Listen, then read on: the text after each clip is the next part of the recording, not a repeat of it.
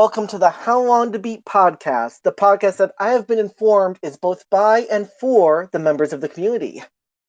I am one of your hosts, the fabulous Frozen Roy, and as usual, I am joined by my three co-hosts, beginning with the dashing Diallo.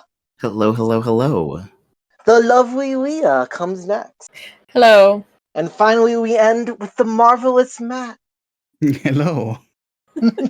We are going to have perhaps a bit of a larger episode today, including two different discussion topics. One, a little secret Santa gift exchange for a game to us to play for the rest of the year.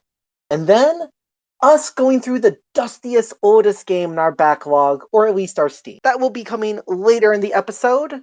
For now, let's get to the beaten, played, and retired. Who wants to actually start? Yeah, who's in good spirits? I just had an awful video game experience. I need somebody else to lift me up with some good stories for us. Judging from the pre-recording, it sounds like everybody's had a bit of a day. Yeah. It just started. I can go start first. If no one else wants to. If Leah, you can go then. I mean, we both have like the most, I think, so it's True. not gonna help much. That's true. Well, we can always complete another game, rock, paper, scissors, to see who goes first. Oh my god. Live on air. Alright, yeah, I'll just start. So the first game that I beat was Sackboy: A Big Adventure. I bought this for my dad to play because I think I've talked about this on a previous episode. We played through all of the Little Big Planets together. Yeah. So I was like, well, here's the newest one. Just got a PS5. Here you go. It's okay. It wasn't as fun as Little Big Planet. There was like a post-credit world that gets added, and I was like, no, I'm kind of done here. I got credits at the end. I can check this off of my list or whatever.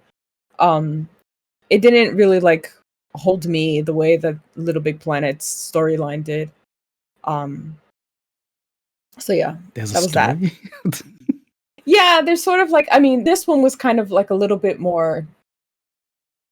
They gave Sackboy a life, like he lives in like the Sack world with all the Sack beings, and like this like terror comes and like starts like tearing up their imaginations, and you know, like that kind of a thing. Oh. So Starts terrorizing the Sack. yeah, but I mean, I think What? the Little Big Planet was a little bit more like, you are a part of this creation and we're creating this world, so it was a little bit more like hopeful, inspirational, sort of like create whatever you want, you know, and just go through like these little fairy tale lands, and it was kind of fun. So they try to make it a little more platformy, I guess, and give it like more of like a good versus evil story, and I wasn't really into it. Right, You might say it was a sad stack of a story. Yes. Damn. I've heard this game is similar to like Mario 3D World. Oh, I haven't played that, so I don't know. But Nah. yeah, I would say it's a little bit like the Odyssey, maybe, sort of like Sunshine, sort of like that kind of platformy fun. There's these really enjoyable musical levels. Like the first one is like a Bruno Mars one. There's one with like a David Bowie track. There's a Jungle Boogie one. And it's really cool because like all the enemies like dance around at the same time, like as you're going through. And like I would stop because I was like, is the song just playing? But it's not. It's like part of like, you must get to like a certain part of the level for like the next part of the song to go on. So it just like the instrumental track just loops until you get to that part. So that was kind of interesting because I was like, I want to see if like it's just going to keep going without me, and it didn't. And I was like, oh, I am controlling where we are in the song, so that's kind of cool. Dynamic soundtracks do a lot, yeah. Yeah. So that was enjoyable. Some of the later musical ones weren't as fun, but like the first three, I had like a huge smile on my face the entire level because I was like, this is awesome. I love this stuff. So I mean, I'm always down for some Bowie. yeah.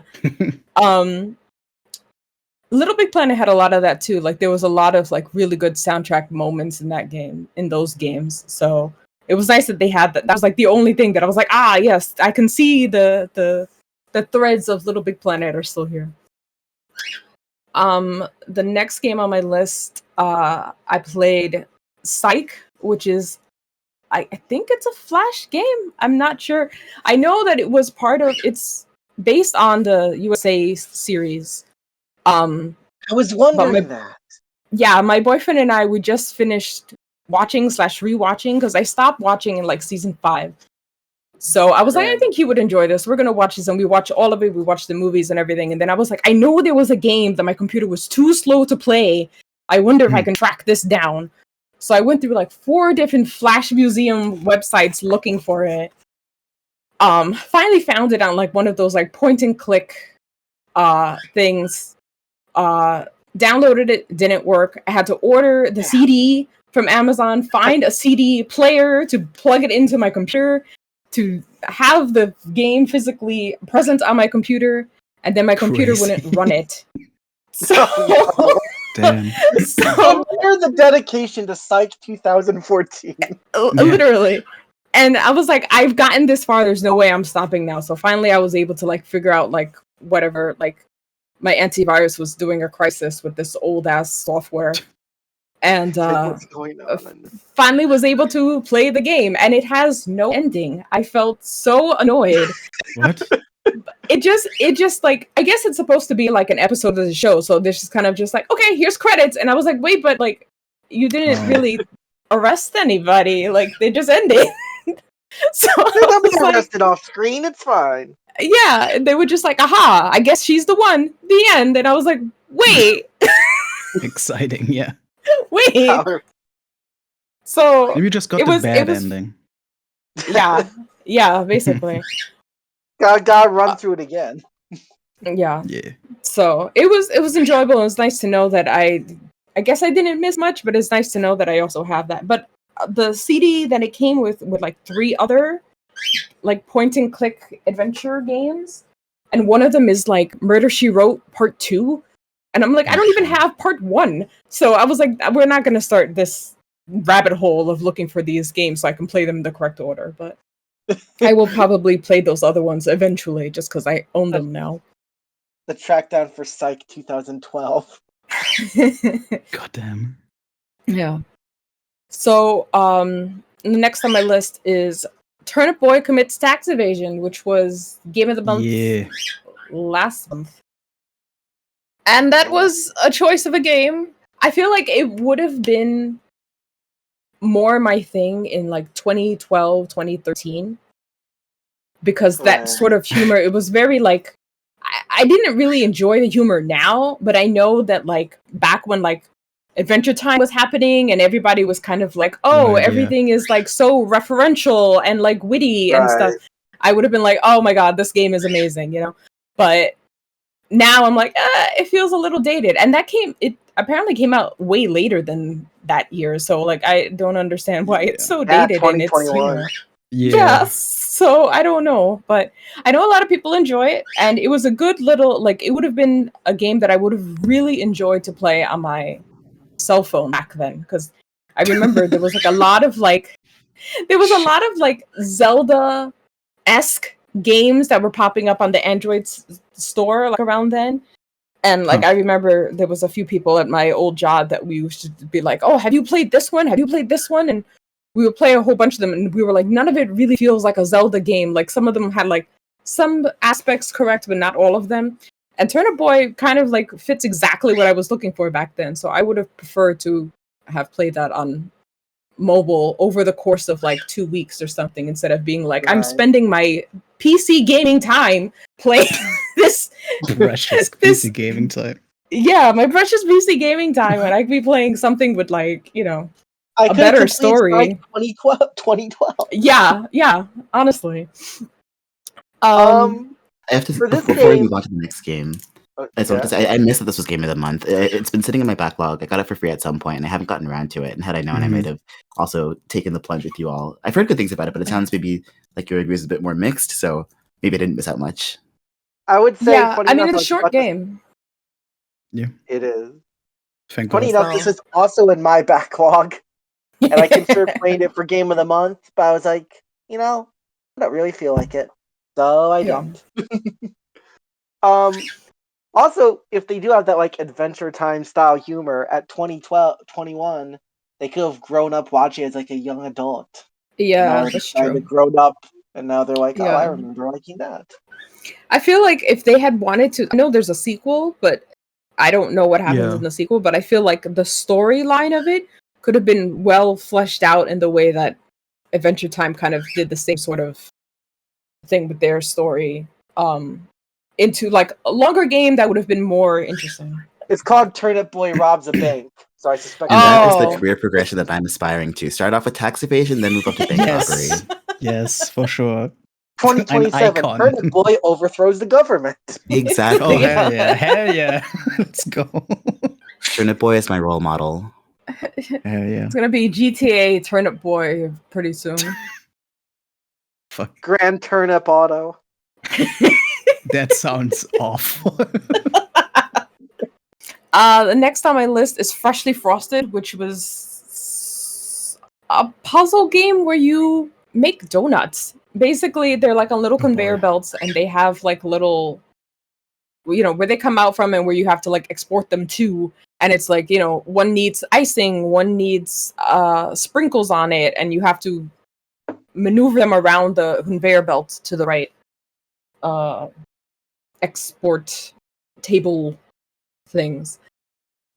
It's fine. That sounds like a mobile phone game from 2011. Yeah. It does. It's mostly fine.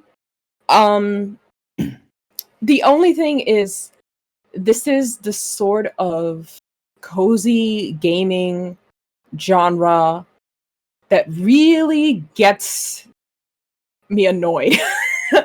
Like the narrator is like, she has like this, like, I'm sure lots of people love it. I've watched people on Twitch play this, and I was like, oh, this seems like fun.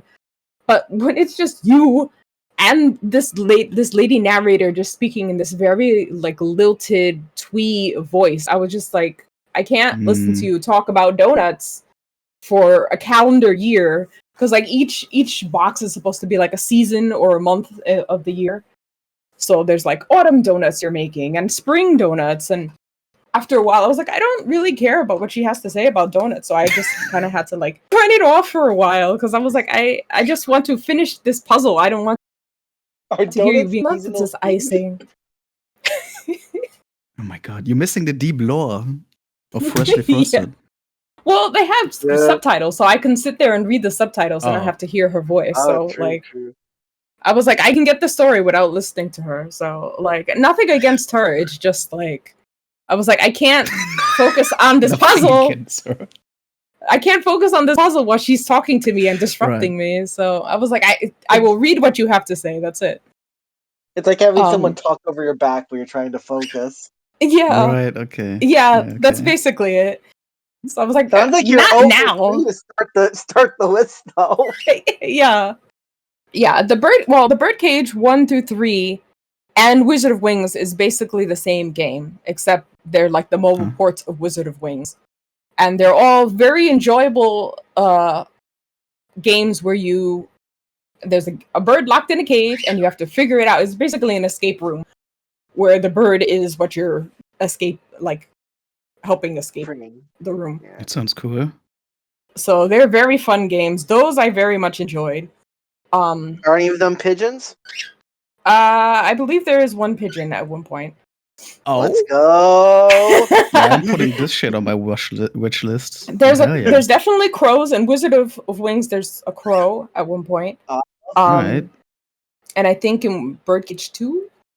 So yeah, some good puzzles. Oh, also A Little to the Left snack pack, which I didn't realize existed because there's DLC for A Little to the Left, and then I forgot where I was looking. Maybe it was like the community page on Steam where somebody mentioned that they had added new stuff, and I was like, I have played both DLCs, so what's a snack pack? And I had to go looking for it, and apparently there's more puzzles in the archive, and the archive is not puzzles that you finished, which doesn't make any sense to me. But I went through and I was like, I haven't done any of these. Huh? I said that is weird. That it's in the archives but not finished. Yeah. So I was like looking around, figuring it out, and then I was like, let me just click in the archive, and it was just like 40 puzzles you have not touched before, and I was like, what? Okay. So is the archive like a level select in that game or something? Like that's what I was assuming it was, but it's not because there's like another. I guess you just press continue or something. I don't even look at like the title screen anymore. Like I was like, I was done with this game, and I was just doing like the daily puzzles for a while. So I was like, they keep adding things. I have to keep reinstalling this game just to play the new stuff. But yeah. Do you though? How much can they put into this concept, man? I mean, it's basically it's like 7 puzzles essentially, but it's basically like 7 types of puzzles that they just keep redoing. But sometimes they will throw you like. Sometimes I go and I'm like, I have put them in the order you are suggesting. What are you telling me? What am I missing? And I'm like, oh, okay. I realized I was doing this a little different than what they wanted. Some of them I have definitely gotten stuck on, but interesting. Yeah. Yeah, I don't know. I've never looked like too close at this. Yeah. Sometimes those little daily brain teasers can be just, fun to pop up for a moment and let go. Yeah. Yeah, that for a while I was just playing the daily puzzles just because there was an achievement for it, and I was just like, what? There's 7 different puzzles that we're going through. I might as well just open this up for 5 minutes a day. What is that hurting me? Just to get an achievement, whatever. So that was just adding to like my daily check-ins to games. The daily grind. Yeah, essentially. That's what you do with your precious PC gaming time. Doing the dailies for a dirty achievement. God damn. Yeah. I mean, it sounds like it worked out better than Turnip Boy. Yeah. So. Sad. Think of all the daily puzzles she could have done during the time she played Turnip Boy. Yeah. It was really just that one boss battle that pissed me to beyond. Like everything else was fine until we did that one freaking radioactive puzzle, and I was like, I want this game to be over.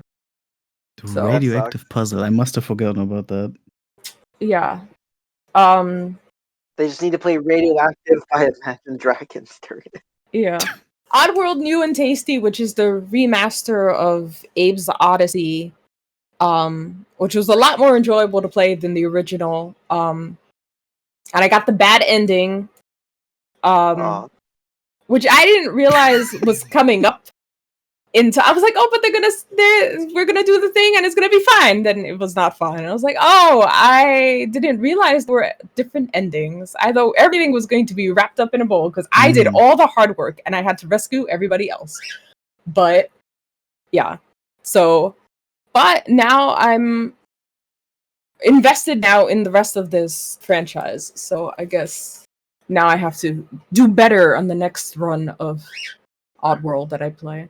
Are you gonna replay this to get a different ending, really? No, I'm not. I'm just going to... No, I'm going to play... I'm in the middle of playing Soulstorm now, which is the remastered sequel. So, gotcha, yeah. Okay. So, but that one is like rescue even more people. And I was like, well, we'll see about that. So already I've gotten to the point where I'm just like, well, I see that it says 31, but we're going to go with like maybe 7. Like, if I clear it with 7 people behind me, I will count that as a 7 win. out of 31. Yeah. That's good enough. 1 out of 5. Yeah. It's also a bit funny to me that they're saying that there's even a possibility for a good ending. I've never played those games, from what I've seen, though, it always seemed like it's depressing no matter what. Yeah. Well, that's the fun thing about Oddworld is that you are essentially their savior. So you're just going around being like, I figured out how to get us out of here. I'm going to do it. And it's really kind of just up to you. So that's kind of... It is sort of depressing to see like what they're doing, but like knowing that you're the one to get them out is kind of like the inspirational aspect to it. When I want a little tangent, but again, I never played these, but I've saw friends during my childhood play these games. And my only real touching ground with them aside from that was in elementary school, in creative writing class, I wrote a little story where a little boy meets one of those Mudokons or whatever these aliens are called. And has a little friendly adventure with them. But I described the creature like they are in the game with like, do they have like their mouths like sewn shut and shit like that? And I described it in this little children's story. And I always wondered what the fuck my teacher must have thought about like when they read that. I remember noticing that his mouth was sewn shut way back in the day, and like not even realize, like I just thought that was like part of his mouth, like it was like some like amphibious thing, until like later on I was like, oh, not everybody has their mouth sewn shut, like this was done to them. Oh, yeah, okay. Wow. But they do kind of address that in Soulstorm, actually. So, which was interesting when I was like, oh, that's not how they're supposed to look. Gotcha. Okay. They're not born with their mouths. Yeah, they're not born like that. Okay. It's crazy. Okay. Yeah. Oddworld, the search for mouth. Damn. Yeah, so 7-second haircuts is an itch game that I found. I don't even remember where I found it. It was just in my backlog. I guess somebody mentioned it one time and I put it on my list. Yeah. You play a barber and they basically give you like what you're supposed to what haircut you're supposed to do, and you're supposed to do it in 7 seconds. But like I think the game is only like 7 days long. Like you just have like, you're supposed to like just keep the lights on at your barber, so like make enough money to last to the next day. But like there's only like 3 clients that you get, and it's like eventually the same amount of haircuts. So I was like, I think at this point we're just looping back around for infinity. So I was considering it already as beaten, because I don't know how much longer 7 seconds haircuts could be. Probably about 7 more seconds, I'm gonna say. Yeah, probably. Yeah. I know it's an itch game, but it feels a bit sad to only have a 7-day cycle and still end up repeating a bunch. Yeah. Next is Everything is Garbage, which is basically Real World Simulator. These games. Oh. Yeah, it's it is a what do you call those games? I guess they're like auto clickers, sort of. It was kind of boring. Ew, what? It was basically like you have a pile of garbage and you're supposed to convert it into something else, and then once that pile starts becoming something, then it's like that becomes fuel for something else, and like you're supposed to go into like you evolve into like I think get all the this money was or whatever. I think this was in part of an itchmas years ago on the forums. Oh, probably. This seems very familiar. Yeah. That's probably why it's on my list. Yeah. I do like how when you realize that, Matt, it looked like you had a revelation on the webcam. Brought back all the old memories from this forgotten game. Of garbage games.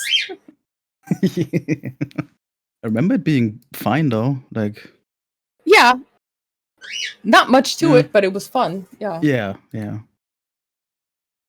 The League of Lonely Geologists is probably the quirkiest game that I've played in a while. Basically, you have like sand in front of you, and then you're just supposed to look around, dig up a rock, name the rock, and then throw it through this Stargate portal thing. And you can get back a rock that somebody else has named. And hell yeah. Pet Rock Simulator. Yeah, basically. From one of my favorite itch developers. We've talked about Pipe previously, and this is the same person. Oh. So I hope this. I'm glad to hear this here. I have to still play this myself, so this better be a recommendation. Yeah, it'll be at least as good as Pipe. Yeah, I feel like there's not much gameplay to be had here, but it is fun to just go and like, I like rocks, so like just go and read other people's descriptions of rocks, and what you've decided to name them, and they have like a whole. There's also like a blog, a log there on your little section of the world, and there's like 666 pages when I checked anyway. 663 pages. That's a I lot think. of pages. Yeah, of like other people's like entries or whatever. So like it just keeps a like ongoing log of like everybody else's discoveries. Sounds like a difficult game to 100%. Well, you can only do the 2 rocks at a time, but it's fun because it's like you're a lonely geologist, but there's a whole bunch of you and other portals, so Hell yeah. It does what it says. Just exchanging stones. That's the peak of human connection right there. The next on the list is Off Day, which I believe I didn't actually look this up myself, but I believe they might be related to Angela Ha, which is one of my favorite itch developers. But it's basically just like a small little visual novel of like a girl and her roommate / girlfriend. I'm not really sure what their relationship was. Just hanging out in their house with their dogs, and her just trying to figure out like what makes her happy. I guess she has depression, and just trying to figure out, look around the house at things that she's grateful for, and really simple visual novel, as like Angela Ha games tend to be. But I believe this was Vivian Ha, but it was basically the same thing. Yeah, I mean, it was, the storyline was basically the same, or like the genre of game was basically the same. So I'm assuming they may be related in some way. I don't know. Friendly Fire, which was also an itch game, probably from one of the past Itchmas things. I don't know why else this would be on my list. Yeah, Off Day has as well. So okay. It's probably has been both of them. Yeah. Oh, I liked Friendly Fire. Yeah, there was an enjoyable little platformer sort of with a very interesting story, which I thought was going to be a lot more simple than it turned out to be. I was like, oh yeah, we just gotta do like a few fetch quests and we're done. And then it was like, no, you gotta go up into the cloud world and you have to find this and you have to find that and go back to the tree. And I was like, oh, we're walking all over this like very small map. But it was fairly quick to finish. I want to say it was like maybe 30 minutes. Yeah. Which for an itch game, that's usually on the longer side of things. True. But it was fun, and it was witty, and I'm pretty sure it's been a while. That it was one of the ones that I laughed out loud a few times also at their jokes. I think I also remember because it has multiple endings, and you can also sequence break a lot. And I'm pretty sure there was like hidden character, at least one that actually like acknowledges that and stuff when you abuse like sequence breaks and whatnot. It was pretty clever with some of the meta stuff. Yeah. I like this. This game sounds pretty interesting. I'm gonna put it on like my list of itch games to pay attention to.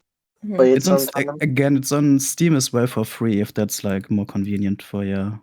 Well, I can add it for free to that too. If there's a reason not to. Yeah.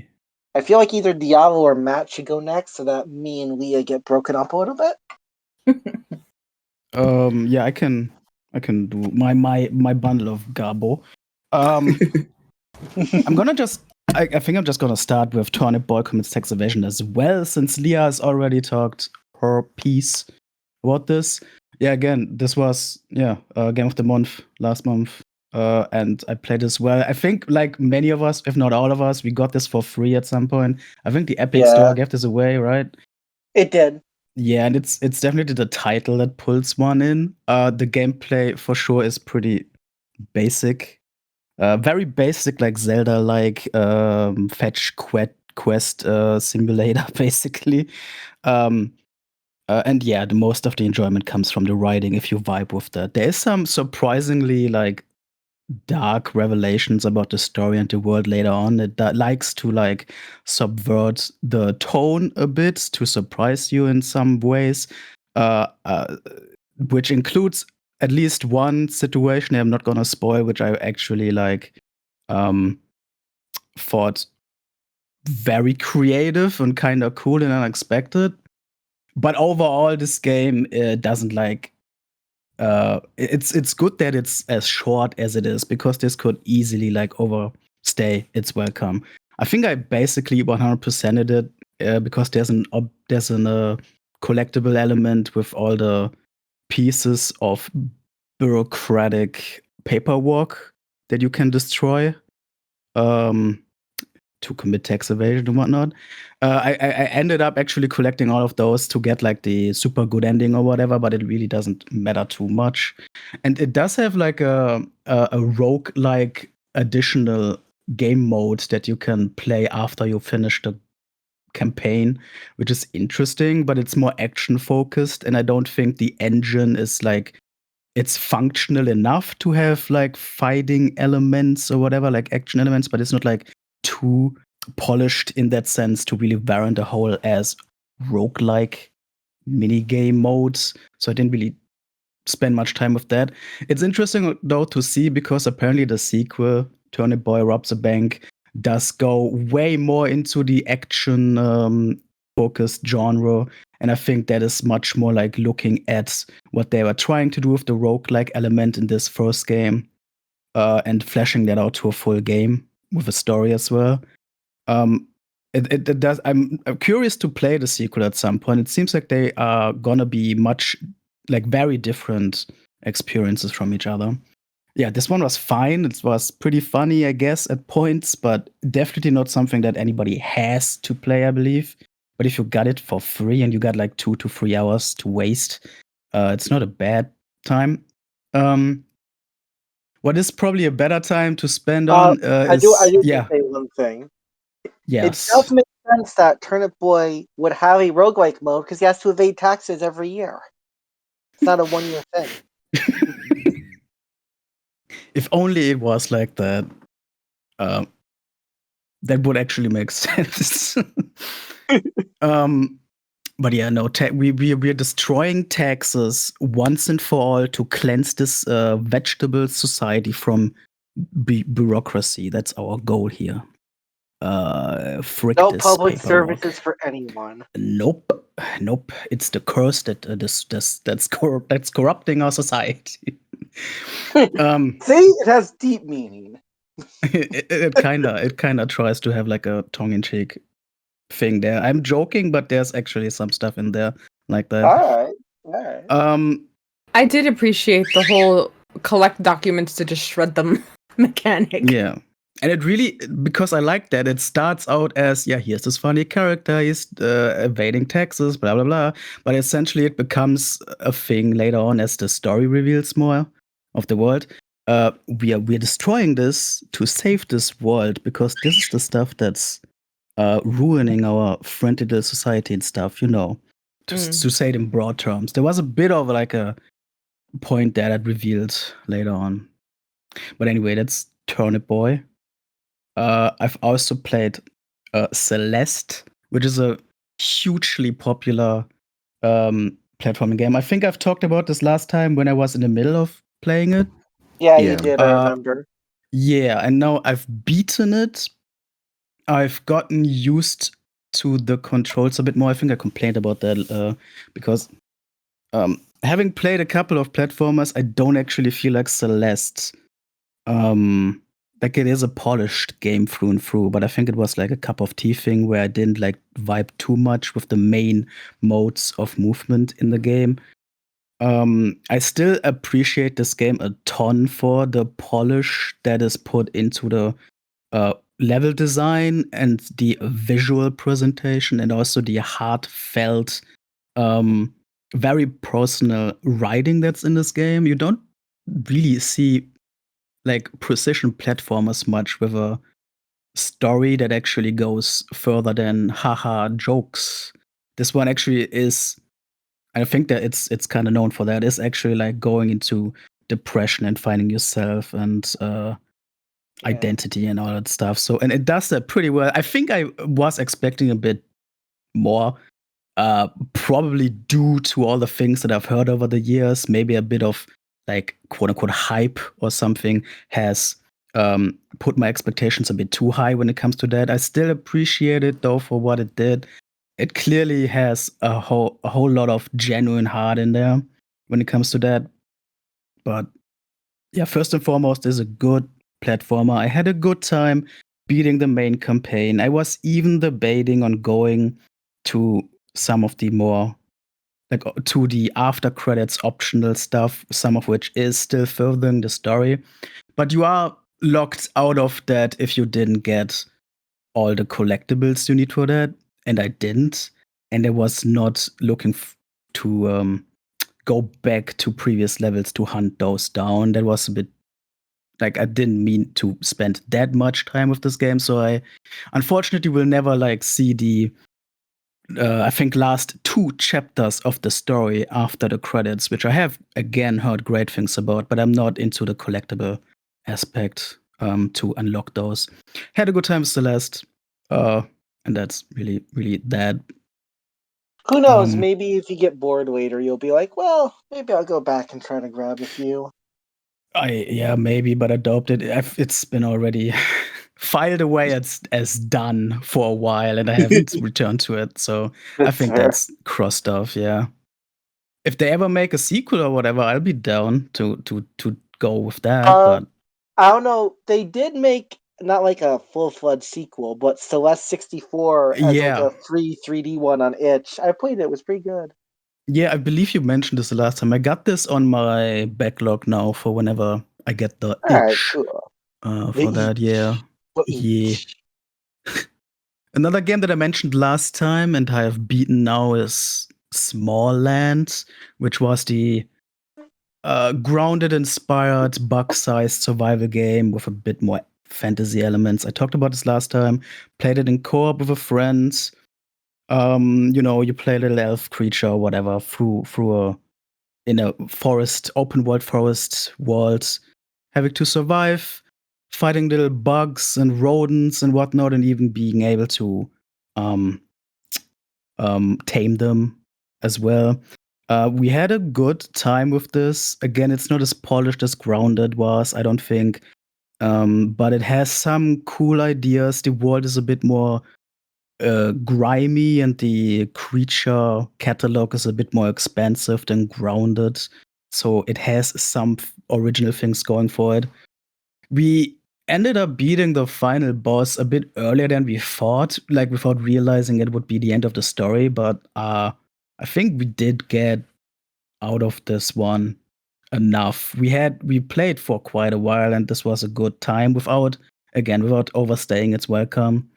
I'm gonna miss my little squad of the ginormous rat that I've rode around, and my little wasp friends, and my cockroach buddy. I'm gonna miss my squad, my 5th squad, but I think, the game's beaten, the story is completed. That was that experience. Another story-based game that I've played has I'm excited to be able to talk about this here. It has the great title of Piss. This is a point-and-click adventure game, not usually the genre that I care to play much, but the title is just you can't look and away it's not when a sequel. game. It's not a sequel to my poopy game from last time. It's not a sequel to a poopy game. Yeah. Also, if there was like Piss is number 1, and the sequel would be Poop, so it doesn't really. Oh my gosh, that's true. That's true. And then you're gonna finish it off with the end of the trilogy, Hand Washing Simulator. Oh, that's a good idea right here. We should get on that. But Piss, I think I've heard of this many years ago somewhere on the internet. It's a game created by a person named Ben Chandler, who has a whole bunch of point-and-click games under the belt. This one doesn't really have an official release, but it was officially released on some point-and-click indie developer website. It doesn't exist anymore. I don't know. It was never like I think it was sold for money, but for a good cause where the money was donated to something or whatever. But that's like a decade ago, and nothing of that is still around on the internet. So now this game just floats around in different archives and whatnot. I was actually kind of curious about that because I did catch a couple seconds of you playing, or maybe a couple minutes of you playing it on stream once, and the title definitely intrigued me. When I went to go search for it on my own, like, Googling "piss game," surprise, surprise, is not really. Didn't really turn up anything useful. So yeah, I was wondering if someone wants to play this game in 2025, oh my God, how they can go about doing so. But looks like it may be a bit hard if you weren't already having access to it. It is on the Internet Archive. If you're going to search "piss Ben Chandler," you're gonna easily find it right there. That's not gonna be hard, and it runs fine on modern systems and everything. Well, that's good. Yeah, and of course, I went into this because the title is so funny or whatever. I like the filth. And I was curious what's behind this title. Why the hell is this point-and-click adventure called Piss? But I was really not expecting anything great.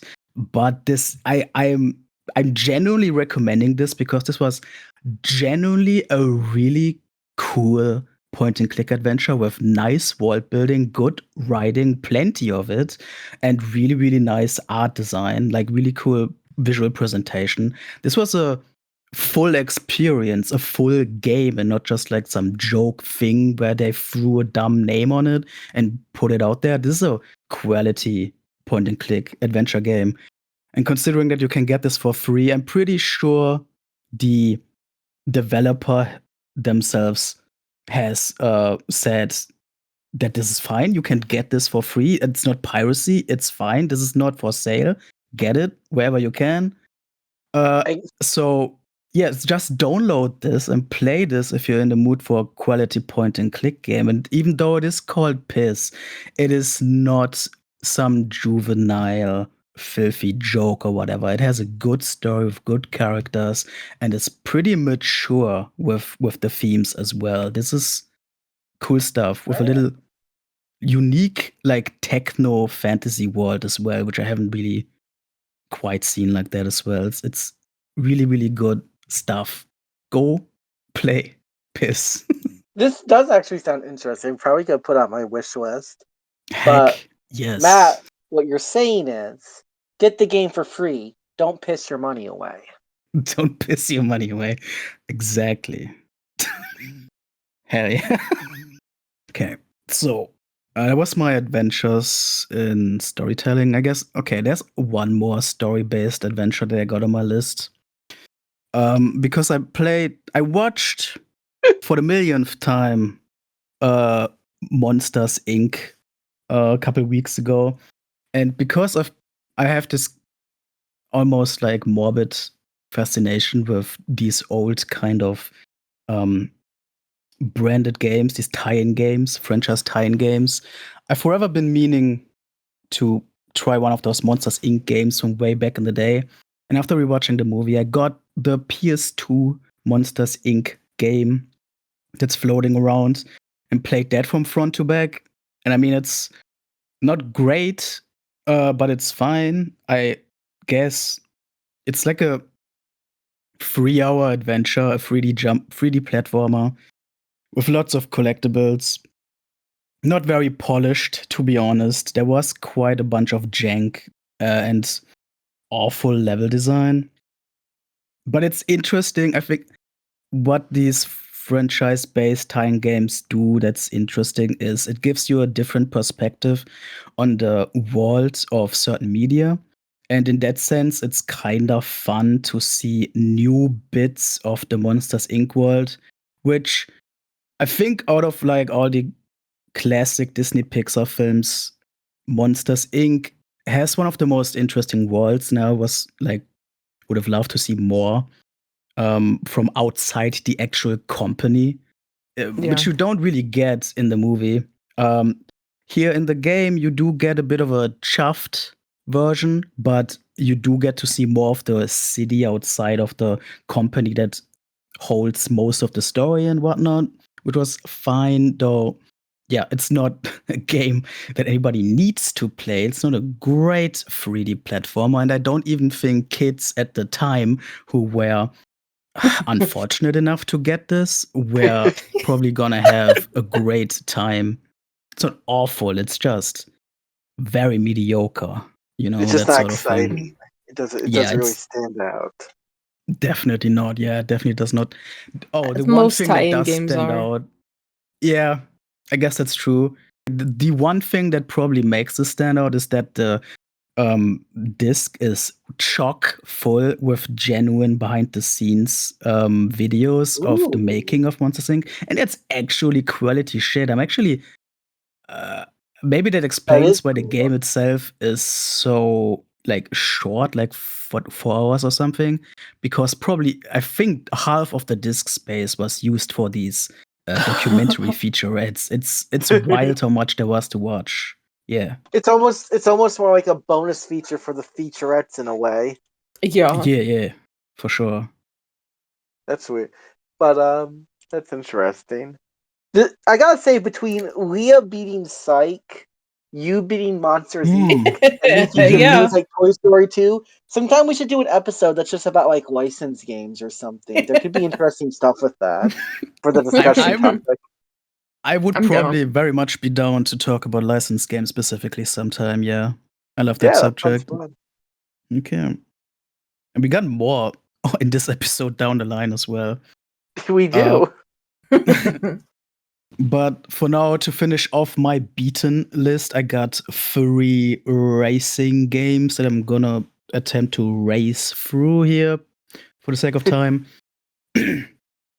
Future Aero Racing S Ultra, shortened to FARS Ultra, I guess, is a budget PC anti-gravity racing game, very much looking to the 3D F-Zero games as inspiration. It's like sold for $3 or whatever. For what it's sold as, it's a fine game. It looks quite good and it plays okay, but it definitely isn't highest quality, and you can feel that.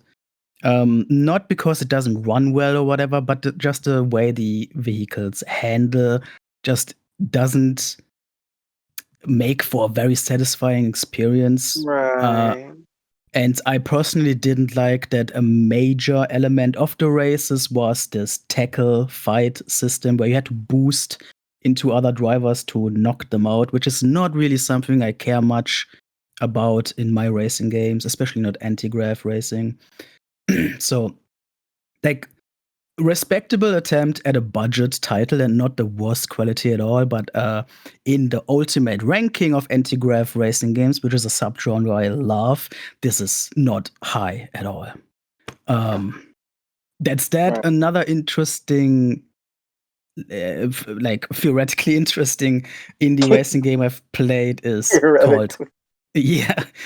called Caddy, which sells itself as a story-focused racing game through the city of Istanbul in Turkey, which is also mainly the reason why I got this, because it's interesting to have like a racing game through this real life location, and it being in Turkey is kind of cool.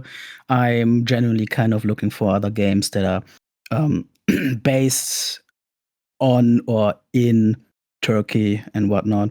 And Caddy tries to do a story where you are a guy in a car and you need your car fixed, and then you get to a shop to meet your buddy, but you need to get a piece from another shop. So you drive from point A to point B, you drive a lot over the highways around Istanbul. Fetch Quest Simulator, it sounds like. Yeah, kinda, but it's also just super janky, and essentially you drive over the same pieces of road again and again. It's not anything special. I think it's sold for below $1 or something, so it's not really like they are asking much here. but it's definitely not. It's not something like that speaks to you even at the price. Yeah, it's more. It's something that you would find on itch.io really more than buy on Steam or whatever. And it's really rough around the edges. It's really easy to like soft lock yourself because the car can crash out at any time.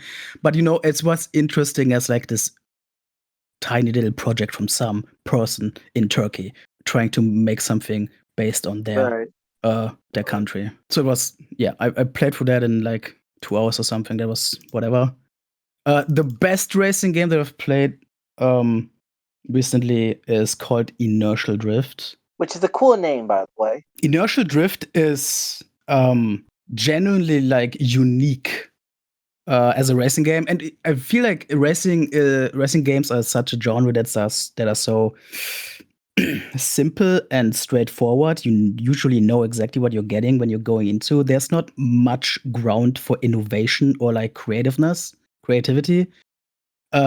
Inertial Drift, which is spiritually based on the anime and manga Initial D. I was wondering because the name sounded like a reference. Yeah. It's absolutely right there because it is street racing with a lot of drifting through Japanese locations, a lot of Japanese countrysides, more than any cities, visually very much close to the anime visuals, I would say, from all of I've seen, of course. The only gripe that I have in that case is that this game does not have enough what's the genre called? Eurobeat techno or what? Yeah. Unfortunately, the game is lacking in that department on the soundtrack. But other than that, very cool stylistic interpretation of the original anime and manga. And it's super unique in the way that the different vehicles genuinely all feel very different from each other. Because, of course, drifting is a major element in how you move in here, but every car kind of has a different way of initializing the drift when it comes to the controls. It's different. It's really difficult to explain without having it played it. One thing though that I can explain is that the regular turn on these cars is basically useless. You have to drift around every corner, but the way that you steer your car uses both joysticks. In the way that you both control the direction that you want to drive in, but also with the other joystick you control the angle that your car drifts in. So you are constantly moving both joysticks in different directions to maneuver your car through these streets. It's, again, a bit difficult to explain, but it makes for a really, really interesting and unique racing experience that takes a little bit. Yeah, it takes a little bit to learn, but it's not like too foreign to break your brain or whatever, I mean, unless you take the expert cars, which are fucking crazy in how they control and feel. It's easy to find some that I couldn't get a handle on at all, but there's lots of like difficulty settings and also I think accessibility settings. It's very polished in that way and very like welcoming in that way. And it's fantastic in the way that it's bringing a completely unique element to an ancient genre without overcomplicating it and without alienating the person that would be interested in it. It's super polished, it's super fun, a lot of content to play. This is genuinely one of the most interesting and well-made racing games I've played in a long time. I highly recommend Inertial Drift to anyone who likes racing games. As someone who does like racing games, this is interesting, and I've in fact already added it to my wish list. Not that I'll be able to easily buy it anytime soon. Yeah, it looks gorgeous. Yeah, I figured you would be interested. But you want to know something funny? Yeah, what? They added DLC to the game. And in the DLC is a Eurobeat soundtrack edition. It's true. By Producer Turbo. That's true, yeah. It's interesting that the developers were fully like aware of like the fans are missing this, they want this, they know Initial D, and they have kind of like tried to reprimand that later on. Yeah. I still don't think the what they added, the soundtrack, is a bit weaker than I would have liked, but yeah, I respect them for having tried to improve that with the DLC. Yeah. Again, the game itself is fantastic. No complaints there. I mean, I've been really digging through arcade racers. Yeah. In fact, I could use that to segue into my own bean list because I have about 4 racing games on here.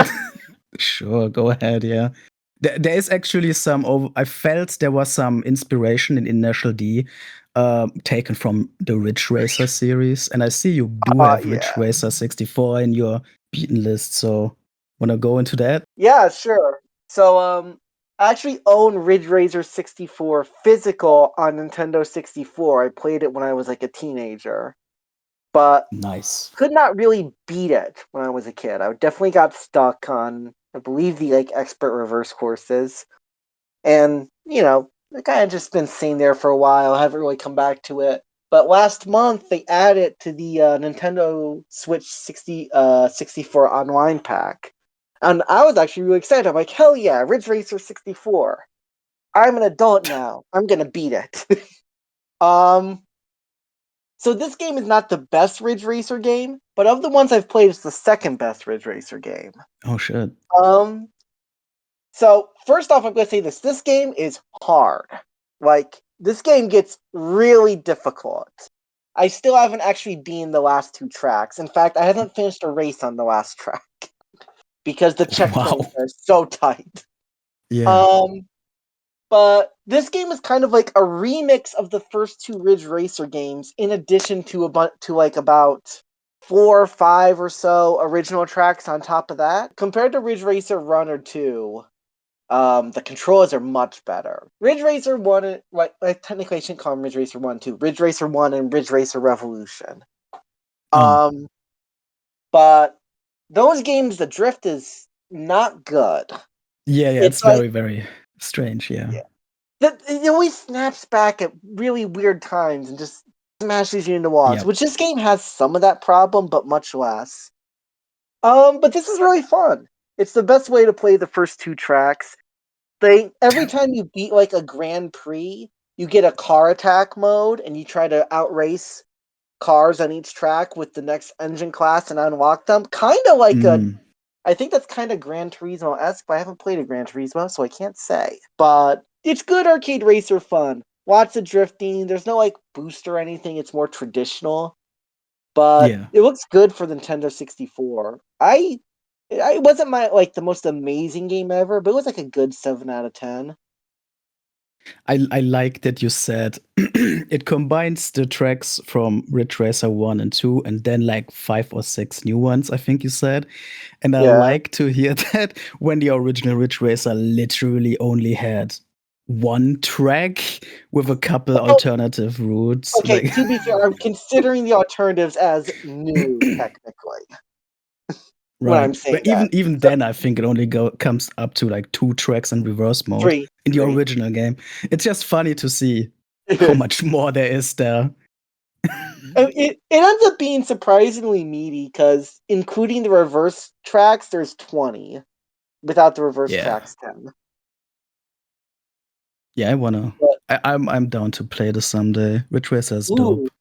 It is. I love Type 4. It might be my favorite arcade racer I've played so far. I need to get to that too. Ooh, let's go. Yeah, I would definitely. Too bad I don't have the ability to make you play it.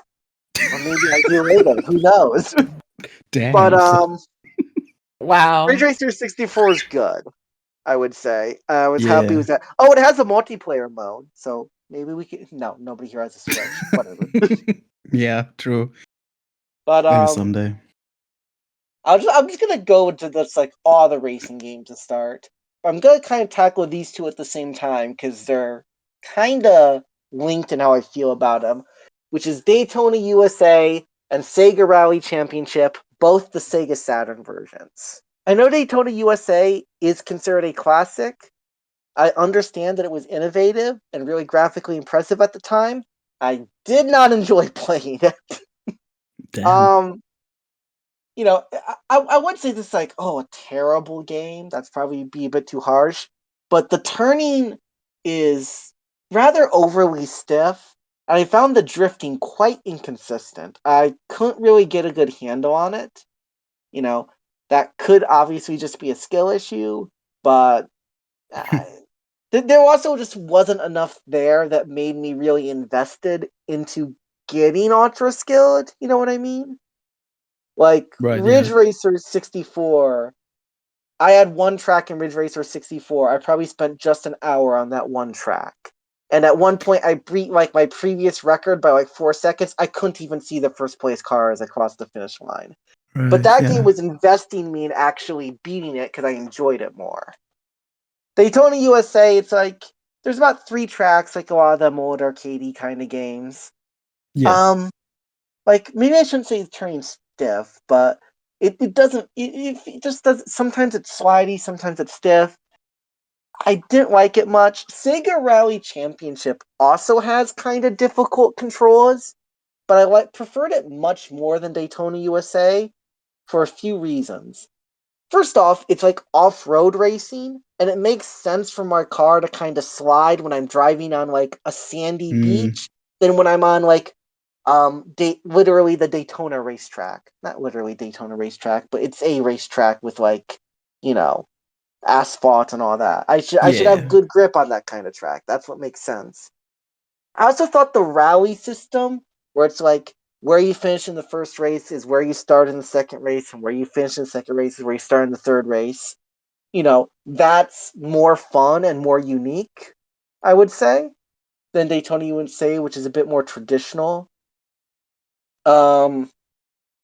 This game is also hard. I only beat on easy mode. Gotten first anyway. I've played on normal. I might return to it, but the highest I've gone is like 3rd place or so. It looks nice for the Sega Saturn too, I'd say. I think especially the Sega rally games back then have a tendency to be brutal. Yeah. Yeah, definitely. When you have to do like U-turns or really hard turns, I'm still not really sure how to come at some of them and not just kind of mess up and lose time, basically. But this game had like a few more modes. Also, it has one of the best game over screens in all of gaming. So, got that going for it. Game over, yeah! Oh, it's that. Yeah, I've heard that. Yeah. Okay. Classic.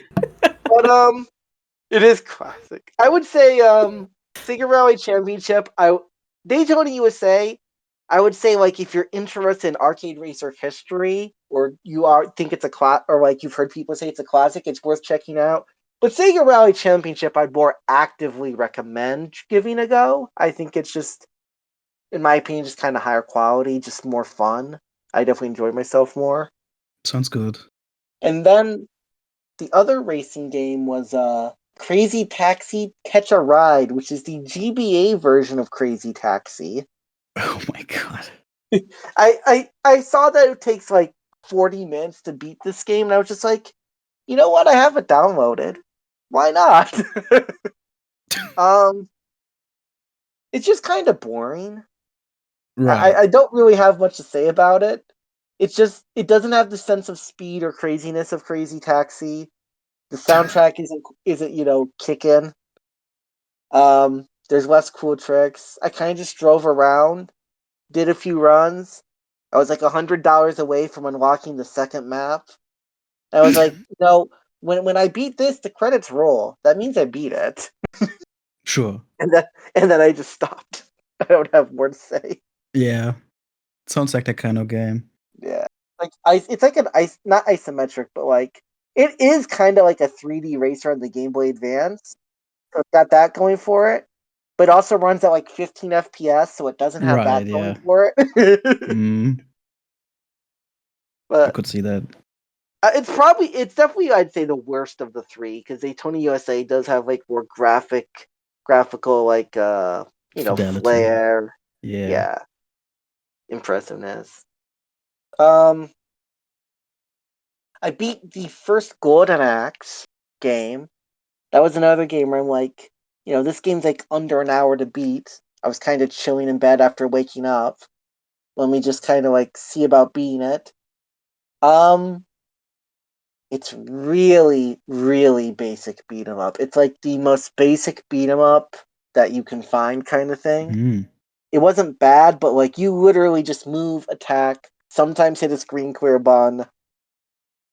There's like a back attack, but frankly, I found it really inconsistent to even come out, so I basically never used it. It's just a really basic beat 'em up. Yeah. It's not that hard outside of the final boss, except for when it does the beat 'em up thing of just putting like 5 enemies in a room, and because you'd have like no options in this game, sometimes you're just gonna take some hits, which is something I find lame about some beat 'em ups, but what can you do, I suppose? Yeah. I beat Pokemon Yellow, but I didn't beat Pokemon Yellow in like a very traditional way, I would say. So this is kind of a weird one to put on. There is a YouTube channel called Scott's Thoughts, where it's about speed running and solo running Pokemon games. And he will do things where he tells everybody to race the same Pokemon. In this case, it was Mew. And he plays the game at 4 times real time speed. Oh, good So Lord. since the race was on, I decided to join in because it was just free to join.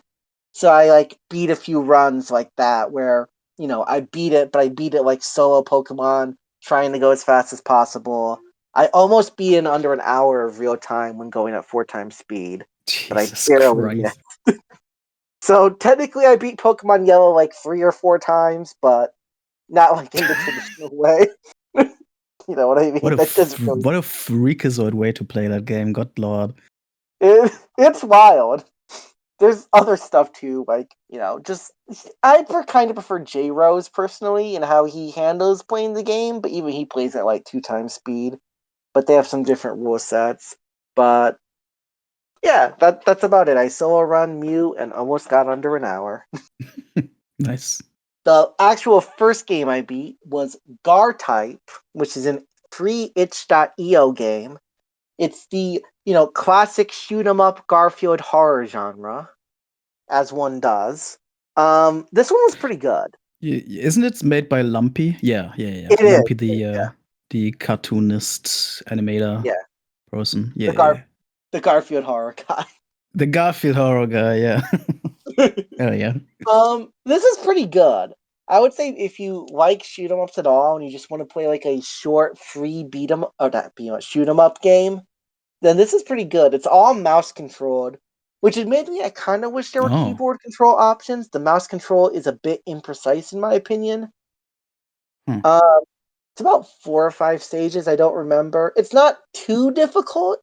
You'll have to replay the stages here and there. I think the second to last stage, I kind of had to replay that a good 10 times or so. The final boss, pretty difficult, but it's fun. It does a good job of being a bit like parody, but without just being completely. It's like it's parody in the sense that it's taking itself seriously to an extent, and that's the joke, is how I put it. You know what I mean? Because Garfield horror being taken seriously is inherently fun. Yeah. Also, it has really good sprite work. Like, really impressive. I was about to say, it looks fantastic visually. It incredible. does, especially for a free game. Yeah. I could have maybe used a bit more color variation in some things, because I would say one thing I have an issue. It's purple, and sometimes there were a few times I did get hit because either I didn't see something against the background, or I didn't realize that like what I was traveling through was stage and not like just open air, especially in the first stage. Bizarrely, the first stage is the hardest stage in the game too. I don't know why, but like you have like a little warp drive ability that lets you teleport that you like build up. There's about 3 different weapon variations. I thought it was a good time. It was like a good 7 out of 10 free game. I'd recommend it to like anyone who like finds shoot 'em ups interesting, thinks the art style is interesting. I gotta give it a shot for sure. Yeah. Yeah, I'd recommend it. Next we'll go to maybe the strangest game on my list, which is Mario 4 Kosmichkaya Odyssea. What? Which is this is a Russian Genesis bootleg game. Oh hell yeah! I kind of just saw it on like Backlogged one day, and I'm like, this seems funny. I could just download it. You know what I mean? And then I looked it up, and the game over screen is Mario getting face huggered by a blooper while Piranha Plant like chest bursters out of him. Oh hell yeah! Yeah, I've seen that art before. Oh yeah, Yeah. I don't know, but it's wild. Oh my god, that's crazy. Oh, that is wild. I just saw the image you sent. Oh, that's some quality art. It is true quality. Oh my gosh. But I was like, I'll go into like one of the chats I'm in. I'll just put it up on stream and talk if anyone kind of just comes in, and I'll just beat it. It's like an hour long. It didn't even have how long to beat. Actually, I had to make one. But so considering it's a Russian bootleg Genesis game called Mario 4, you can already imagine the actual quality of it. The physics are messed up. God. The physics are messed up. You clip through stuff sometimes. You really have to be precise hitting a block, or it won't register you hit the block in the first place. Oh boy. There are only 2 power-ups, Super Mushroom and Fire Flower. There is no visual indication you have either at any time. You feel it in your heart, man. You feel it in your heart, that's true. you gotta know, you gotta have the vibe. Mario has no animation when he throws a fireball, so it looks like he's shooting fire lasers out of his eye, because it just comes out. God. Every enemy in the game is a Goomba, even if it doesn't look like a Goomba. Like, the boos, all they behave like is a Goomba. There's no, like, different enemy AI. Oh, and some of them are larger, like a big Goomba. Shit, dude. Nintendo could never. Oh, man. Never. There's like an in-game shop on the pause menu where you can spend the coins you collect. Excuse me? You can pay like 50 coins for a mushroom and like 150 for a 1-up, and you can like buy a fire flower, and I forget what the 4th thing you could buy was. Oh. I couldn't use it because it crashes the emulator if you try to do it, or at least it did live. That's a feature right there. It's a feature for sure. Probably the most screwed up thing about this is that by the end I was starting to get used to it, and I was kind of like grooving through some of the levels a bit because I got used to the shitty physics. But the game, obviously everything is like stolen sprite work. Like the moon from Yoshi's Island like appears in the background of 3 stages, like the moon from Majora's Mask, because it's really close. It's one of those like really weird experiences. There's only one boss in the game, which is for some reason Dark Fall from like Bowser's Inside Story or something, because this game came out shockingly late. Oh, wow. And he moves back. Guess what? He moves back and forth in an enclosed area like a Goomba. Like a big Goomba. Very big Goomba. Extremely large Goomba. Damn. But it's one of those things where I'm not sure it's the worst platformer I've played, in part because what do you expect from a bootleg Russian game kind of thing? It obviously didn't have like the, polish or people developing it or anything compared to Sonic Blast or whatever. But nothing about it is good. The level design's really boring. It's No. It was funny to play, but I wouldn't actually recommend it unless you just feel like playing like a Russian bootleg random game kind of thing. I think I'm gonna pass, but thanks. Oh, and if you don't continue on the game over screen, the other game over screen is Mario's skull. How do you know it's Mario's skull? He has his hand on it. Oh, okay. Of course. Considering the way his face stretches in 64, I can't imagine his skull is very hardened. That's true. You can make some unique shapes from it too. Oh my god. Probably the big game I actually finished was Kingdom Hearts Final Mix, which a friend got me for my birthday. I've never had a chance to own the Kingdom Hearts games, but they were some of the most big games for me as a teenager. I believe I mentioned before I would be looking up Kingdom Hearts fan fiction as a teenager kind of thing. Right, yeah. It's really good. I've heard a lot of people say this game ages really badly, and I can kind of see parts of it. Oh, go on. I don't think the game aged bad. I think people just grew up. This is very much. I feel Kingdom Hearts is very much a game for younger people. No. I mean, I'm talking about the battle system. People think after Kingdom Hearts 2 and stuff. And I find that the platforming in Kingdom Hearts 1, I'm new to the series. I started playing in 2021 and I'm series complete now, but I almost rage quit Kingdom Hearts 1 because I found the platform to be so janky in some of the worlds. So I can understand the complaint that it hasn't aged well. Yeah, that's fair. I think I avoided some of the platforming issues by just not attacking enemies sometimes. Because I feel like the most common way to get fucked up in platforms is you attack a flying enemy and just yeet yourself off a platform. Or at least that's what messed me up sometimes. But it's really good, honestly. I feel like Kingdom Hearts 2 will most likely be better, but the story is pretty fun. It's a pretty basic story, especially compared to where the series will go. But it has good build up. The ending's pretty solid. I really like the visuals on stuff like End of the World, for example. It has really good visuals. It is a very striking art design, I would say. One thing I do like about this game is that compared to what it feels like for some of the far later games, the Disney part of it is integrated quite good and deeply into it. It gives Captain Hook a space pirate ship that he can ram your ship with, kind of thing. They kind of play up the villains, you know what I mean? Instead of just feeling obligatory. The combat's I feel like it'd be deeper if I was playing on hard mode, because I just played on normal mode, which is what I do first times. It can get a bit button mashy, but you can also do some pretty sick stuff with it. I was enjoying the bonus bosses a lot, but I didn't beat any yet. Obviously I still beat the game, but Kurt Ziza, I got down to the last health bar, but I can't dodge this one spinning attack. If I could just do that, I'd win, but I was also surprised that Donald and Goofy are actually pretty useful party members, because everybody jokes about them being useless. Yeah. But Goofy just kind of gives you infinite healing past a certain point if you build him right, which is really powerful in that game. So you're saying the haters should just get good and shut up? Or they're just not building the characters, right? Well, I don't know if it's this way in the future games. It might be that they're not as useful later on, is the thing.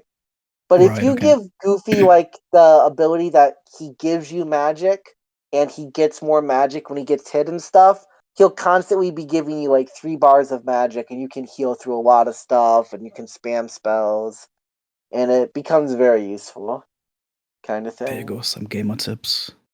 There you go, Kingdom Hearts gamer tips. Yeah. Obviously I have a level of bias because, in fact, I've really wanted to play this game for a long time. But it's the best game I've beaten this year, I'd say. It's really enjoyable. I'd probably say the platforming is a bit janky.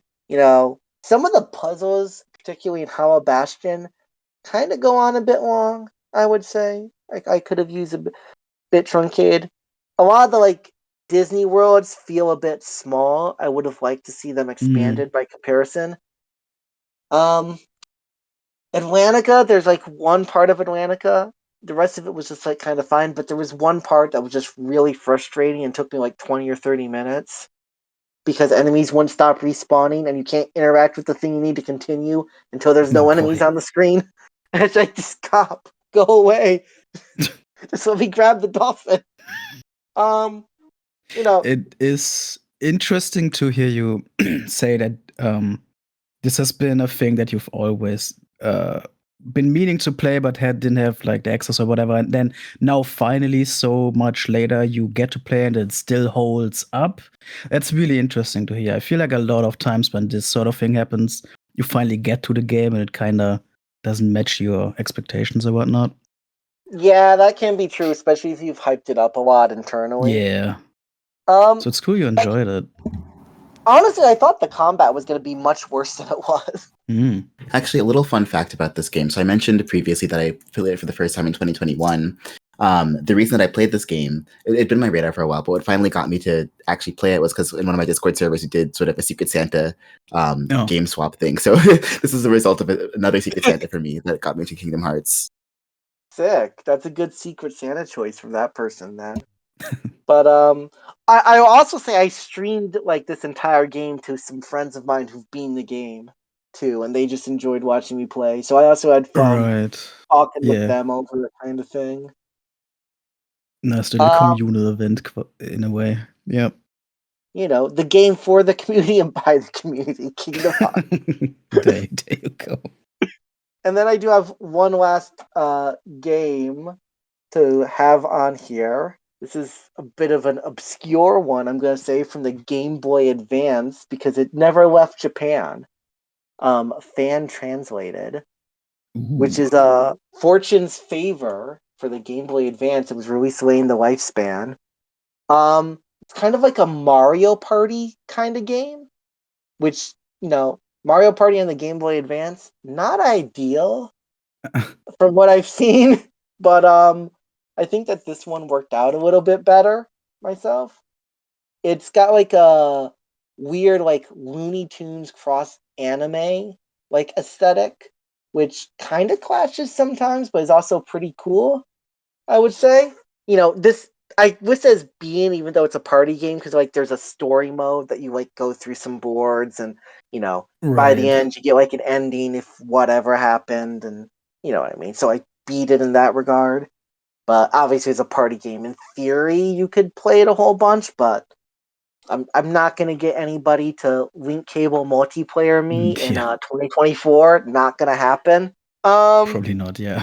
No, I like the kind of like main character / mascot character who's like a rabbit girl kind of thing. Louise, she was fun. She's kind of broken though. You can like rig your dice and stuff at points, which in a game that's not like the modern Mario parties where not everyone can do it, that can obviously be like pretty crazy. Oh. I think because like each character has like a different ability in this game. Oh yeah, okay. You know, your classic hero shooter party game, I suppose. You know, it was pretty solid. It was pretty good. Like, not one of my favorite games ever, kind of thing. Not as good as Kingdom Hearts 1, but you know, I enjoyed my time. Maybe I'd go through it again with like Berkeley and Cartwright or something. So, does it have like minigame stuff like Mario Party? Is it just like a whole bunch of button mashing with the minigames? There's definitely there's minigames. Yeah, there's minigames. There's like some button mashy ones. Obviously, on the Game Boy Advance, there's no like Mario Party 2 spin the control stick ones. Right. But, you know, you can have kind of like D-pad back and forth, a tug of war kind of mini game. You know what I mean? You got button mashy ones. You've got like your classic. You have some quiz ones. You know, stuff like that. You know, if you ever played the one Mario Party 3 mini game where it does quizzes based on like how many coins does whatever player have, or that sort of stuff. Okay, yeah. Right. So like there's like a quiz game like that and stuff. You know, you get the idea. Some of it, because it's the Game Boy Advance, probably would have been done better on a console, I would say. You know. But it was better than like Mario Party Advance in terms of how it played. I didn't even think that existed, but I guess that makes sense. Oh, do you not know Mario Party Advance existed? No, I wouldn't want to touch these games like no matter what. Oh, I love Mario Party 3, so I'm game. I'm not. I'm not gonna link up with you to play any of these, so No, I doubt you will. I did think User Shadow was an interesting development name. Party games can be good. It's just party games can definitely be good. Party games are good, but for some reason, Mario Party is the one series that just never seems to pull me in. That's fair. Controversial. Yeah, I know. I'm a freak. I play single player Mario Party. That's fucked up, bro.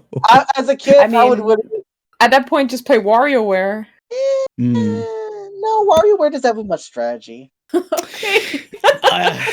Sure, but literally as like a kid, a teenager, I would play 50-turn single player Mario Party 3. fuck.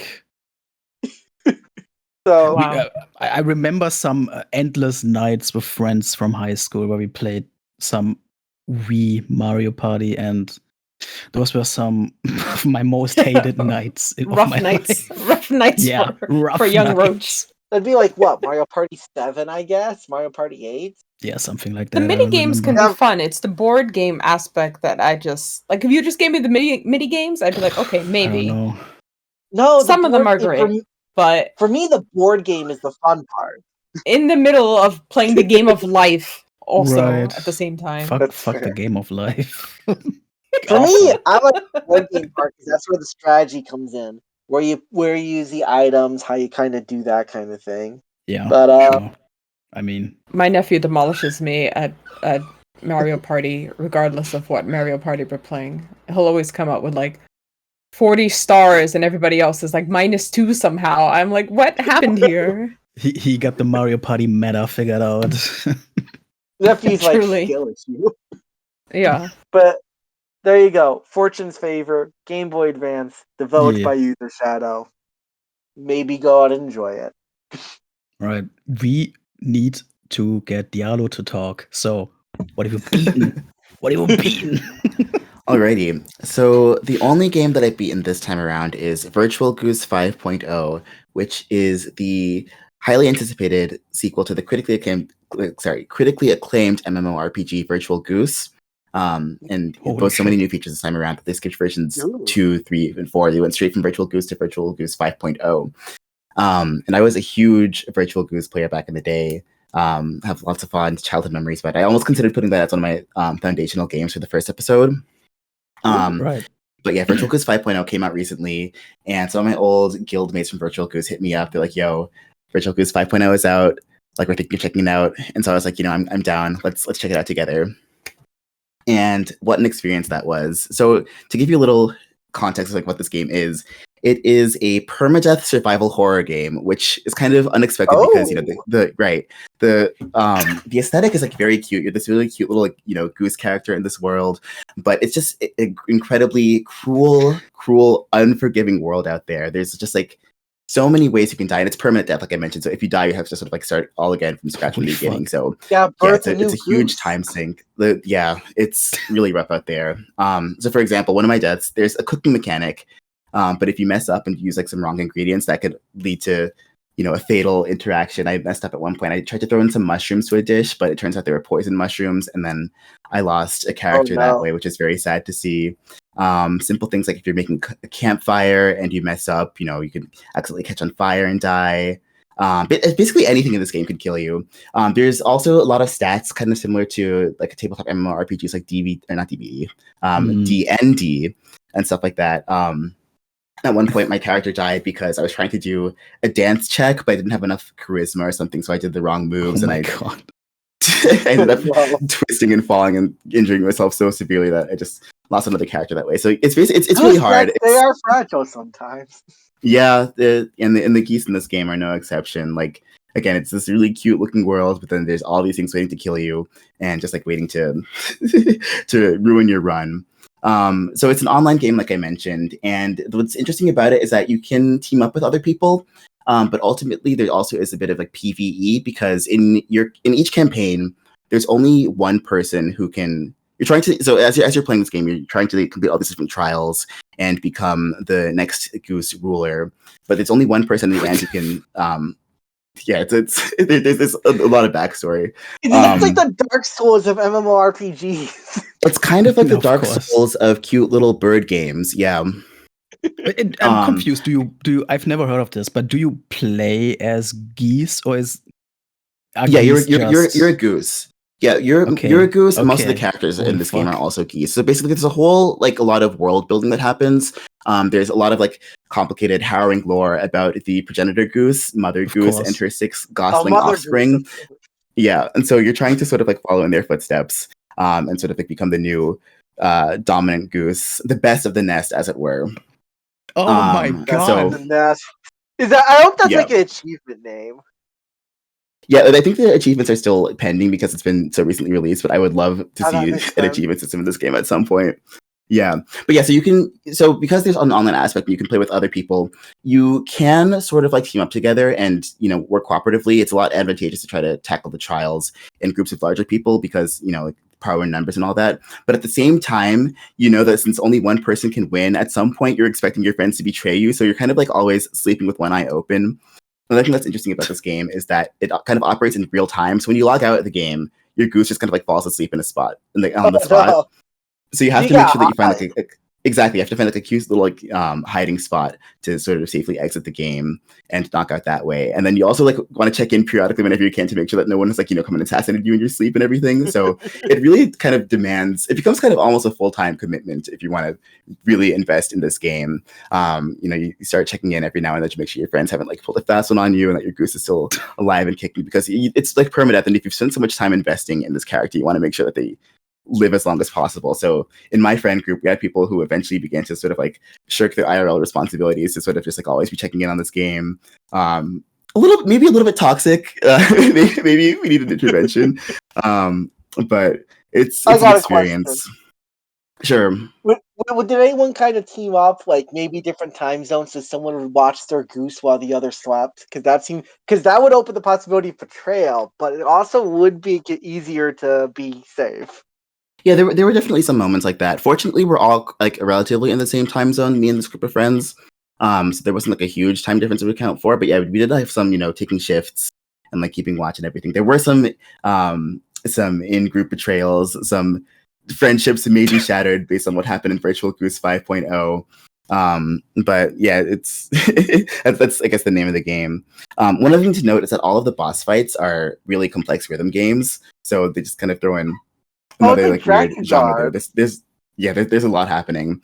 I had a good time with this one. Ultimately, in my friend group, I was the last one surviving, and I was able to beat all the bosses. So I did become the best of the nest.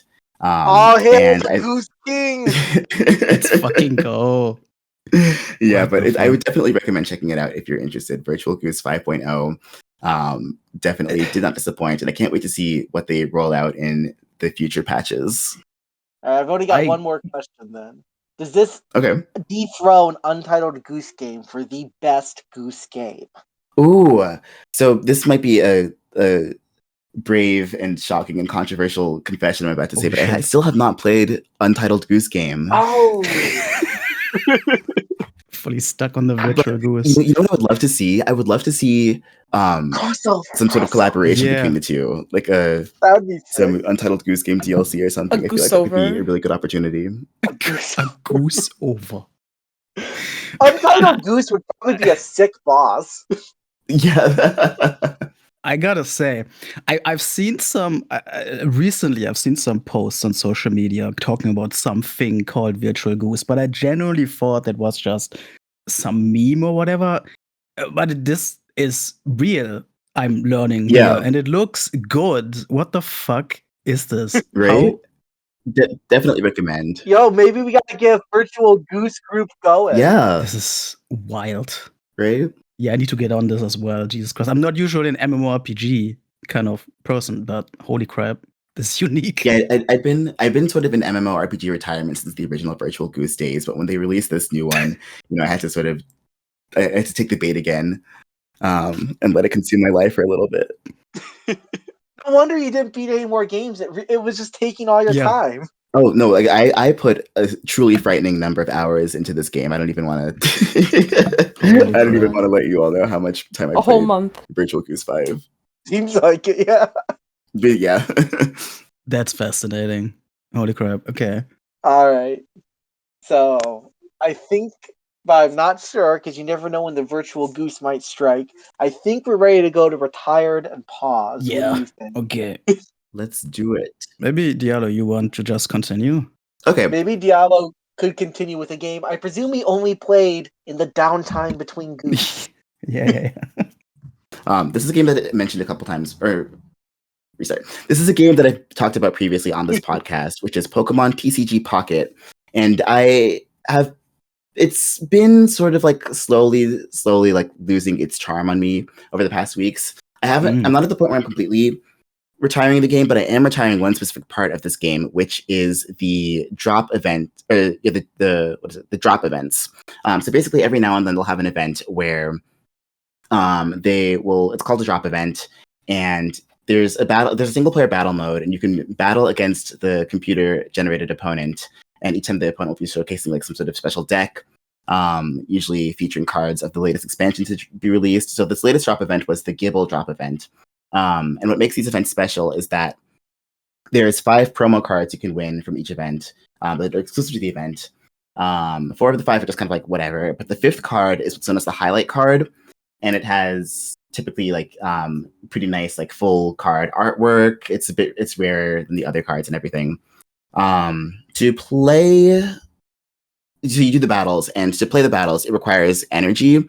The energy recharges at a rate of 1 every 8 hours, or being a mobile game, you can use in-game currency or real-life money to sort of, recharge faster. So my issue is that, like I mentioned, there's like one highlight card, so I guess sort of like the prize that you're trying to aim for in these events. But the rarity of that card is just like so... It's very rare compared to the other 4 cards. Like I'd had the struggle in previous drop events where I'd be grinding a lot to try to get the card, and eventually after maybe like 20 rounds, like 30 rounds, I think I would eventually get it.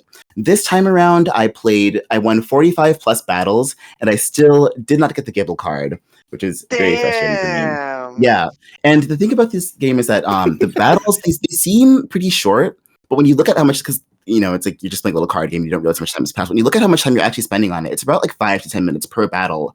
So multiply that by 45, that's a pretty significant time investment. Yeah. Yeah, and so I was thinking about like, okay, so what is like the business plan behind here? And even thinking about that, it seems like flawed because so theoretically, you could spend money, like I said, to sort of like recharge your energy faster and be able to, I guess, do more battles than what you could do if you're just like playing.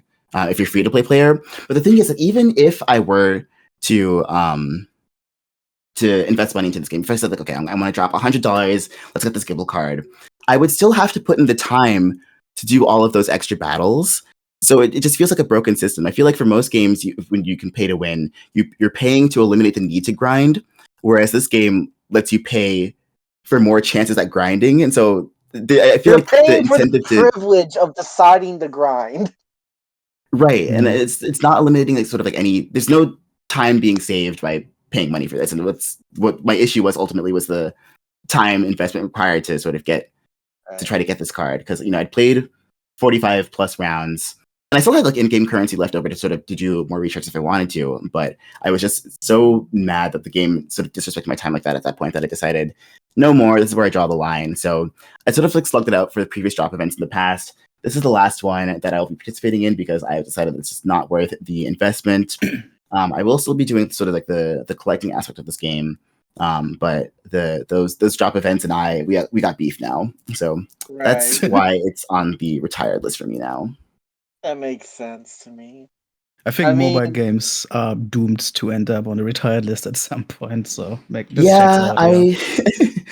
with you. I've been sort of like holding out hope to see how long I can stick with this one, and it's kept my interest at some level for a while now, but it doesn't seem like it's going to be a sustainable like long term game. I'm guessing this game doesn't have like an auto battle feature. Then there is an auto battle feature, but that also doesn't save you time because like.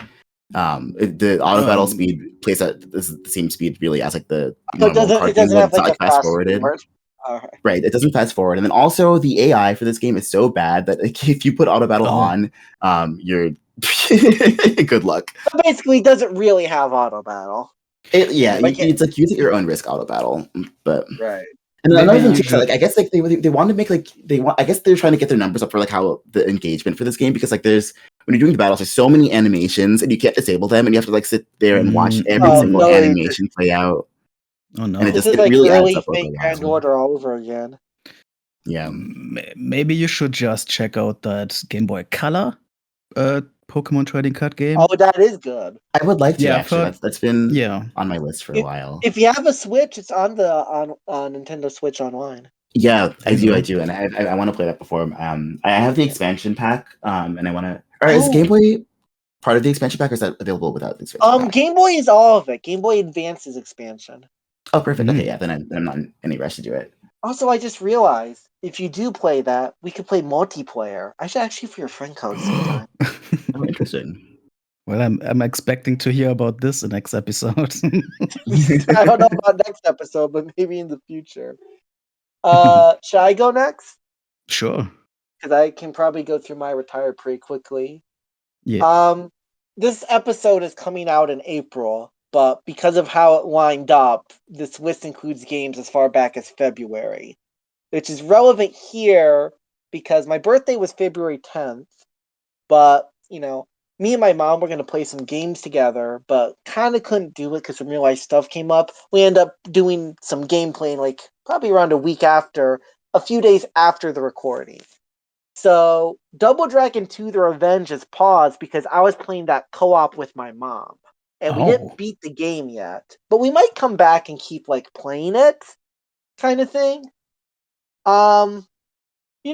I would say Double Dragon 2 The Revenge is much better than, Golden Axe, for example. There's more moves, the movement is crisper, you can actually kind of dodge things instead of just tanking hits.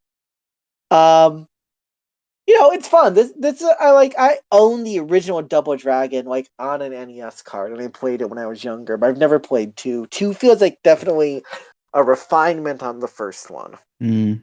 I would say it's crisper. There's more moves. For some reason, the original on NES doesn't have co-op, which is weird.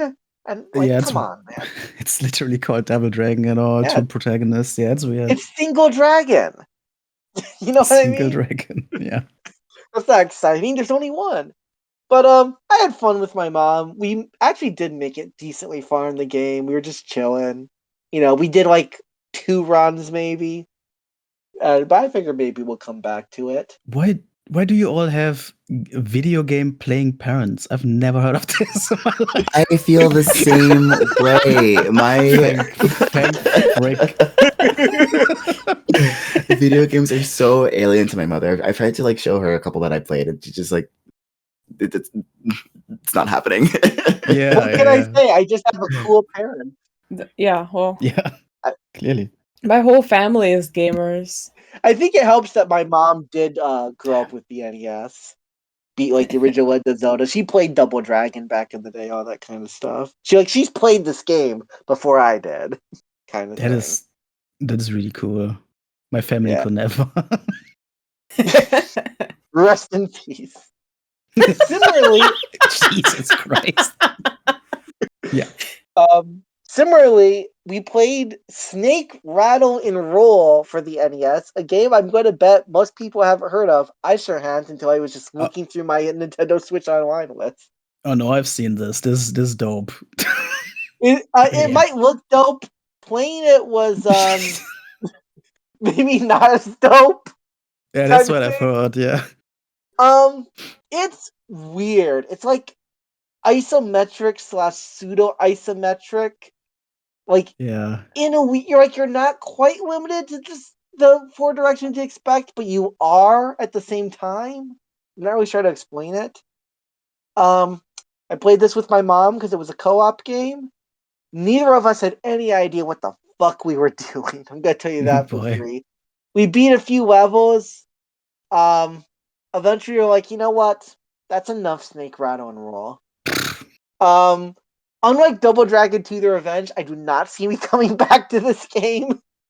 Maybe I will just for fun, because I like to come back to games I've retired before. But no. It was not that enjoyable. Maybe if I figured out the controls more. But the controls were really slippery and weird. Yeah, I've seen footage. It seems really, really strange. Yeah. And then I also have Golden Axe 2 pause. So, hold on. So the first Golden Axe was so mediocre, you just had to get more? They're right short. I figured why not just play all 3? They're an hour long at the most. All right, fair enough. What if they improve? Right. They're classics, technically, you know what I mean? Yeah. This game is very similar to the first game. Where's the improvement? Wow. There is a slight improvement. Now the backing attack just hits both sides. Still can't get it to come out half the time. Oh my god. Otherwise, it's just almost exactly the same as the first game. Jeez. It feels slightly better to control. I think maybe they increased the move speed slightly. I didn't beat this one yet. I paused it for now because I just did like 1 or 2 runs. So here's the thing with the first Golden Axe. Dash attack on the first Golden Axe just kills 90% of enemies because you can stun lock them. Yeah, like the final boss, you have to do something different because it doesn't work. You have to do a jump attack. But the problem with 2 is that they've designed some random enemies and bosses to just start immediately moving in a certain direction when you begin dashing, so you can't dash attack them. And eventually they've learned. Eventually I just ran into a dual boss as like long swords, and I could not figure a way to get in, and I lost all my lives. I was like, you know what? Maybe with one of my friends, I'll do this co-op with Nintendo Switch Online. Maybe with Mom. Maybe. I think we go back for Double Dragon 2 over this. Yeah, makes sense. But it's almost the exact same quality as Golden Axe 1. Slightly better. They made the screen clear so you don't have to use all your magic at once. Now you can choose. Yeah, but this one has a 2 on the title. It does. It's true.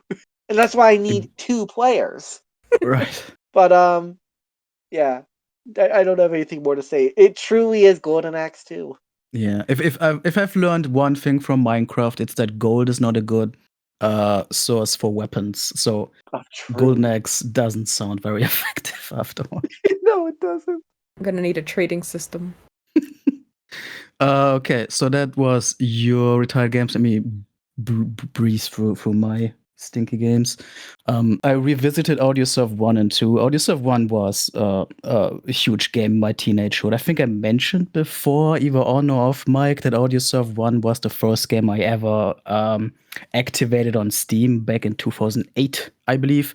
Spent countless of hours, countless of endless nights in Audiosurf hunting high scores on the weirdest goddamn MP3 files.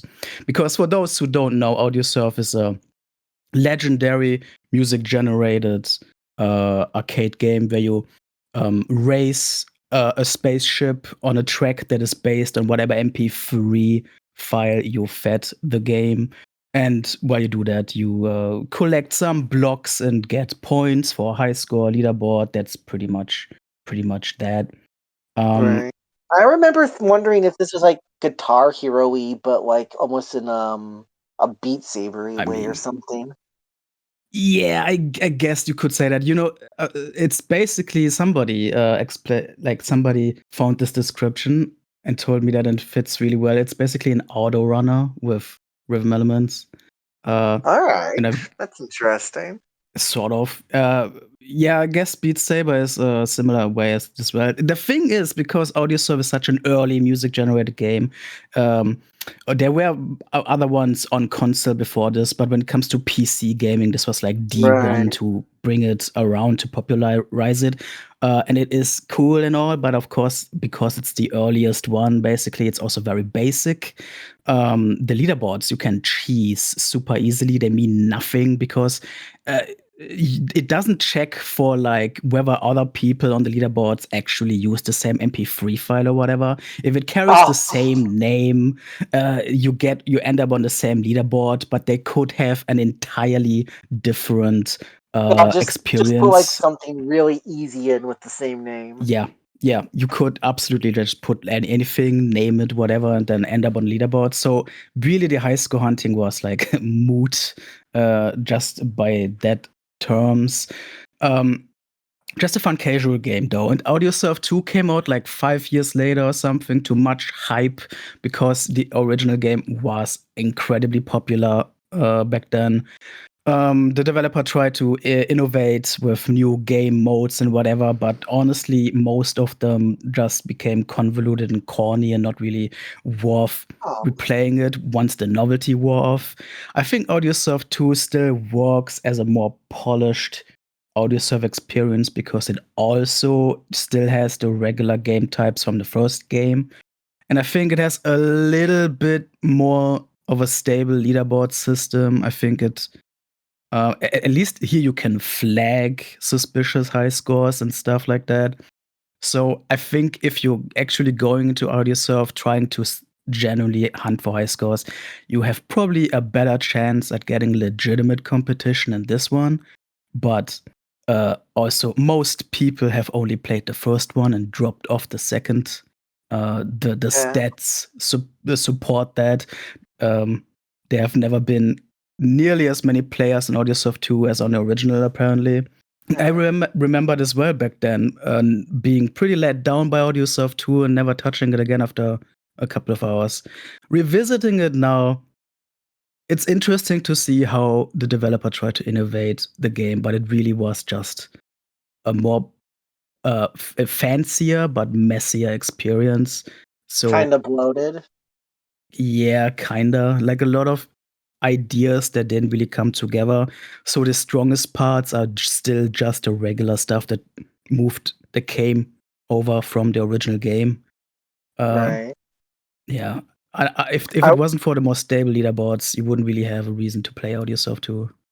Right. I would say real quick, funny enough, AudioSurf is one of the oldest games in my Steam backlog, even if it's not my oldest. I think it's been sitting there for about 15 years and I've never tried it. Maybe I will sometime. It's a great casual game, just for fun, to play around with your music files. It still is fun in that way, yeah. I do have like a lot of MP3s for random ass songs. Like, yeah, there you go. And around, I could easily probably have like 100 different levels. Yeah. I think you're gonna have a chill, like, evening chill session or whatever of that. Maybe I'll just do that sometime. Yeah. And yeah, that's why I got these two games on my retire list here, because it was just like a one evening revisit and that's it. I'm not planning on playing any more of these, especially because since these two games existed, we have gotten much more interesting and innovative rhythm games on Steam as well. So there's not much of a reason to go back to AudioSurf specifically, except for the nostalgia, maybe. Is there a way to technically beat this game? I think it's just high score hunting. I think the only way you could argue for beating the game would be to get all the achievements, but a lot of them are incredibly difficult to get. All right. I remember trying that back then, but I didn't. I think I still got 4 that I never got. It's rough. Yeah, I would imagine if it's like a really difficult rhythm-based achievements. Yeah. Yeah, that's that. I also played the weird thing that I'm bringing this week, or like the weird Tetris thing that I'm bringing this month, because there always has to be a weird Tetris thing, I guess. That's my thing. And I've tried this strange Tetris sequel called Tetris 3D, which apparently came out on Nintendo 64, which is it's not a console, a platform that I really have much experience with, so I'm not surprised I never heard of this before. Right. But it's fucking. To recap, Tetris was a Tetris successor by the same creator, where you stack different kinds of heads and get points for that. So that already was a weird idea. I think I talked about that a couple episodes ago when I had my. We did talk about Tetris a little. Yeah, when I had my Tetris marathon, and I did like, I think, 1 or 2 of the Tetris ports of the original one.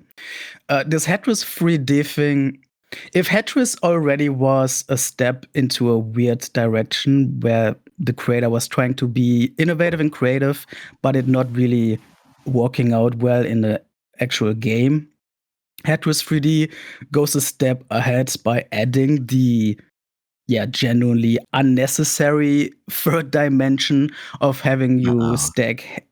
I mean, you're still stacking heads, but in this one, you're not doing it in a 2D line, but you actually have a grid of, I think, like 5x5 stacks of heads that you place on top of each other. And it just adds this unnecessary, complicated layer to an already very strange and odd game. Right. The 2D versions on the Game Boy and NES contained the wacky ideas a bit, so it kind of walked. But the 3D version is just too much. I genuinely wonder how well this sold as well back in the days. Again, I never heard of this before.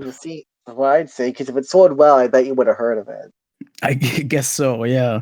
And it's also, I remember I was thinking it was very wild in the, I think, American NES version of Tetris. The creators of the game were actually like supporter characters that showed up with their own little sprites and whatnot. And they have tried to do like 3D renditions of these people, and you just have these old dudes sitting to the side of the board while you're stacking heads, and it's all just really bizarre. I kind of love it, but again, when it comes to the actual gameplay, I think you have enough to deal with in the 2D version. I don't think, aside from the novelty or whatever of this obscure version of this, I don't think I would go back to the 3D Tetris. It's just like it doesn't need to be that way. So I retired it after one session. Like whatever. Damn, I was gonna ask because I despite the fact that Nintendo 64 was my first console, I also hadn't heard of this game, which also makes me probably didn't sell well. But I thought I heard there was like a secondary mode where like it's like 3D models are moving at the bottom and you still gotta land the hats on them. I think that's because this has a weird like sort of campaign where you like build up your head shop, and I think that is like a bonus stage or whatever. I think I've seen screenshots, but I haven't reached it myself. Alright. Well, maybe you do gotta try more in one session then. I don't know if I want to. I can only take so much Triss. I feel like if Matt only plays a Tetris game for one session, that's pretty damning criticism. It is. That's true. Right. That's true. Yeah. It does explain why he decided to wear a Tetris hat on the webcam today, though. It's pretty cool merch, eh? Hard to find. Okay, yeah, well, that was my little Tetris thing this month. My final game that I retired is a thing called Killer Clowns from Outer Space, the game, which is real quick, I do remember you getting this in the Fantasy Critic League many years ago, or like 2 years ago or whatever. So when I saw this name, I'm like, man, it sucks that's on the retired list.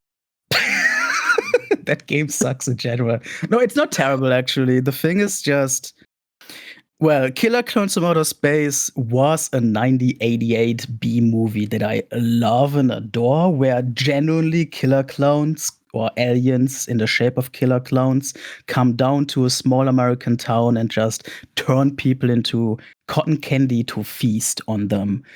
It's a very fun movie. Yeah, of course.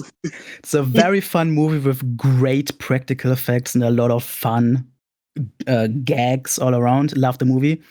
And it's so bizarre to me that 3 decades later, suddenly out of nowhere, they announced a multiplayer video game based on that old franchise, which wasn't even a franchise. It was one obscure movie. Well, Sci-Fi did buy the rights to make a sequel like 4 years ago or something. Oh, really? I know there's been sequel rumors for decades that never resulted into anything. But I thought they purchased it. Maybe it was just them talking about. I thought Sci-Fi like actually purchased like the license, but maybe it was just interesting. Talking about it. Yeah, I don't know. I stopped following it because never anything happened. But you know, when this game was actually announced, I was like amazed. I was hyped as shit because I loved the original movie so much, and I would like give anything to see more of these ideas. Unfortunately, for one, the game didn't do very well. I think it got very mediocre reviews, and I think it's struggling to keep a player base, which is of course essential when it's a multiplayer, a team-based game. And secondly, it's this team-based gameplay. I don't know, I think like 3 versus 5 map-based objective-based thing is just not the kind of game that I care to play. I bought this for the horrendous price that it is sold at as. Is it full price? I think the basic price is actually $60 and they still got like DLC stuff. Damn. I got it on a steep discount, which was still like $20 or something. And I don't think the game warrants the price at all. Yeah, this is the kind of game I would think would be like, I don't know, $39.99? Yeah. Something like that. Because really, obviously it wouldn't be like cheap indie price, but... Yeah, but they are really trying to be like at least like a AA game or whatever. Right. But it's not working.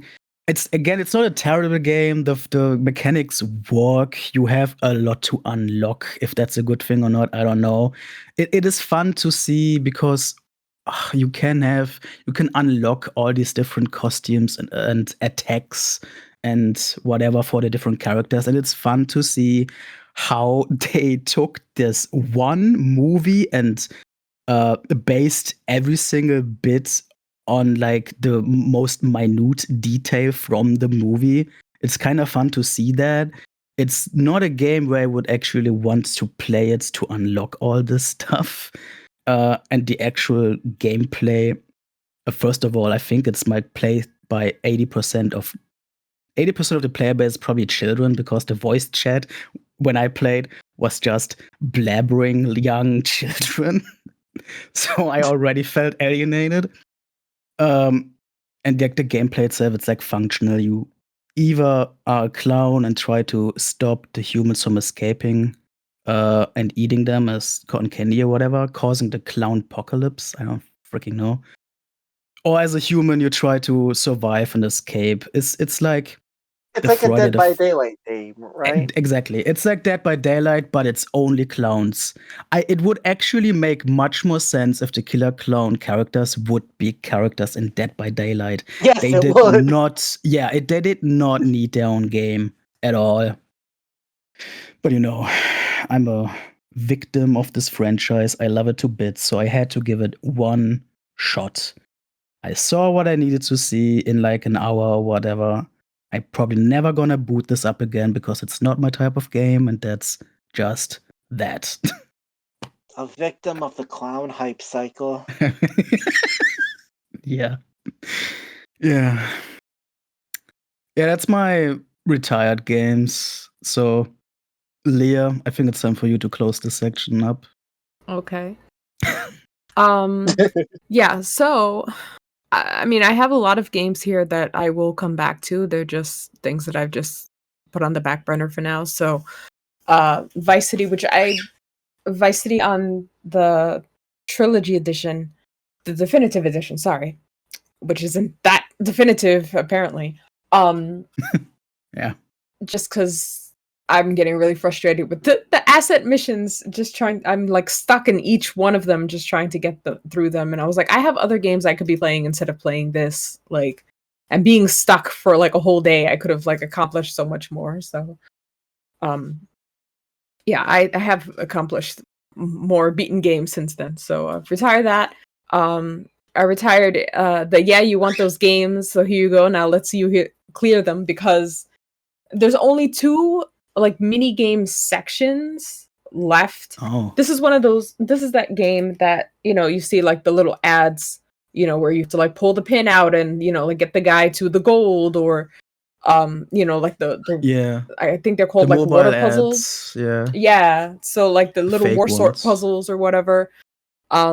So the pin ones and like the number towers are the only 2 that I'm like, I cannot seem to figure out how to beat those. So I've also given up on this game. I've completed the water sword. I've completed the parking lot puzzle and whatever is the last.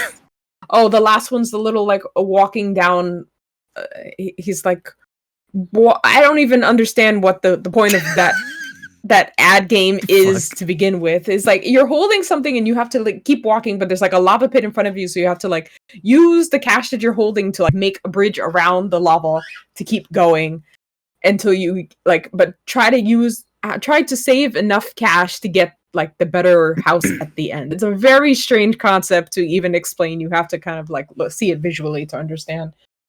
But I finished that section of the game. I just can't finish those pin puzzles and the number ones. They're not my forte. So that might be a hard retire eventually, but just knowing that I'm like very close to just finishing those 2 areas, I'm like, this is not a hard retire. This is going to be soft for now until like my pressure goes down and I can come back to it.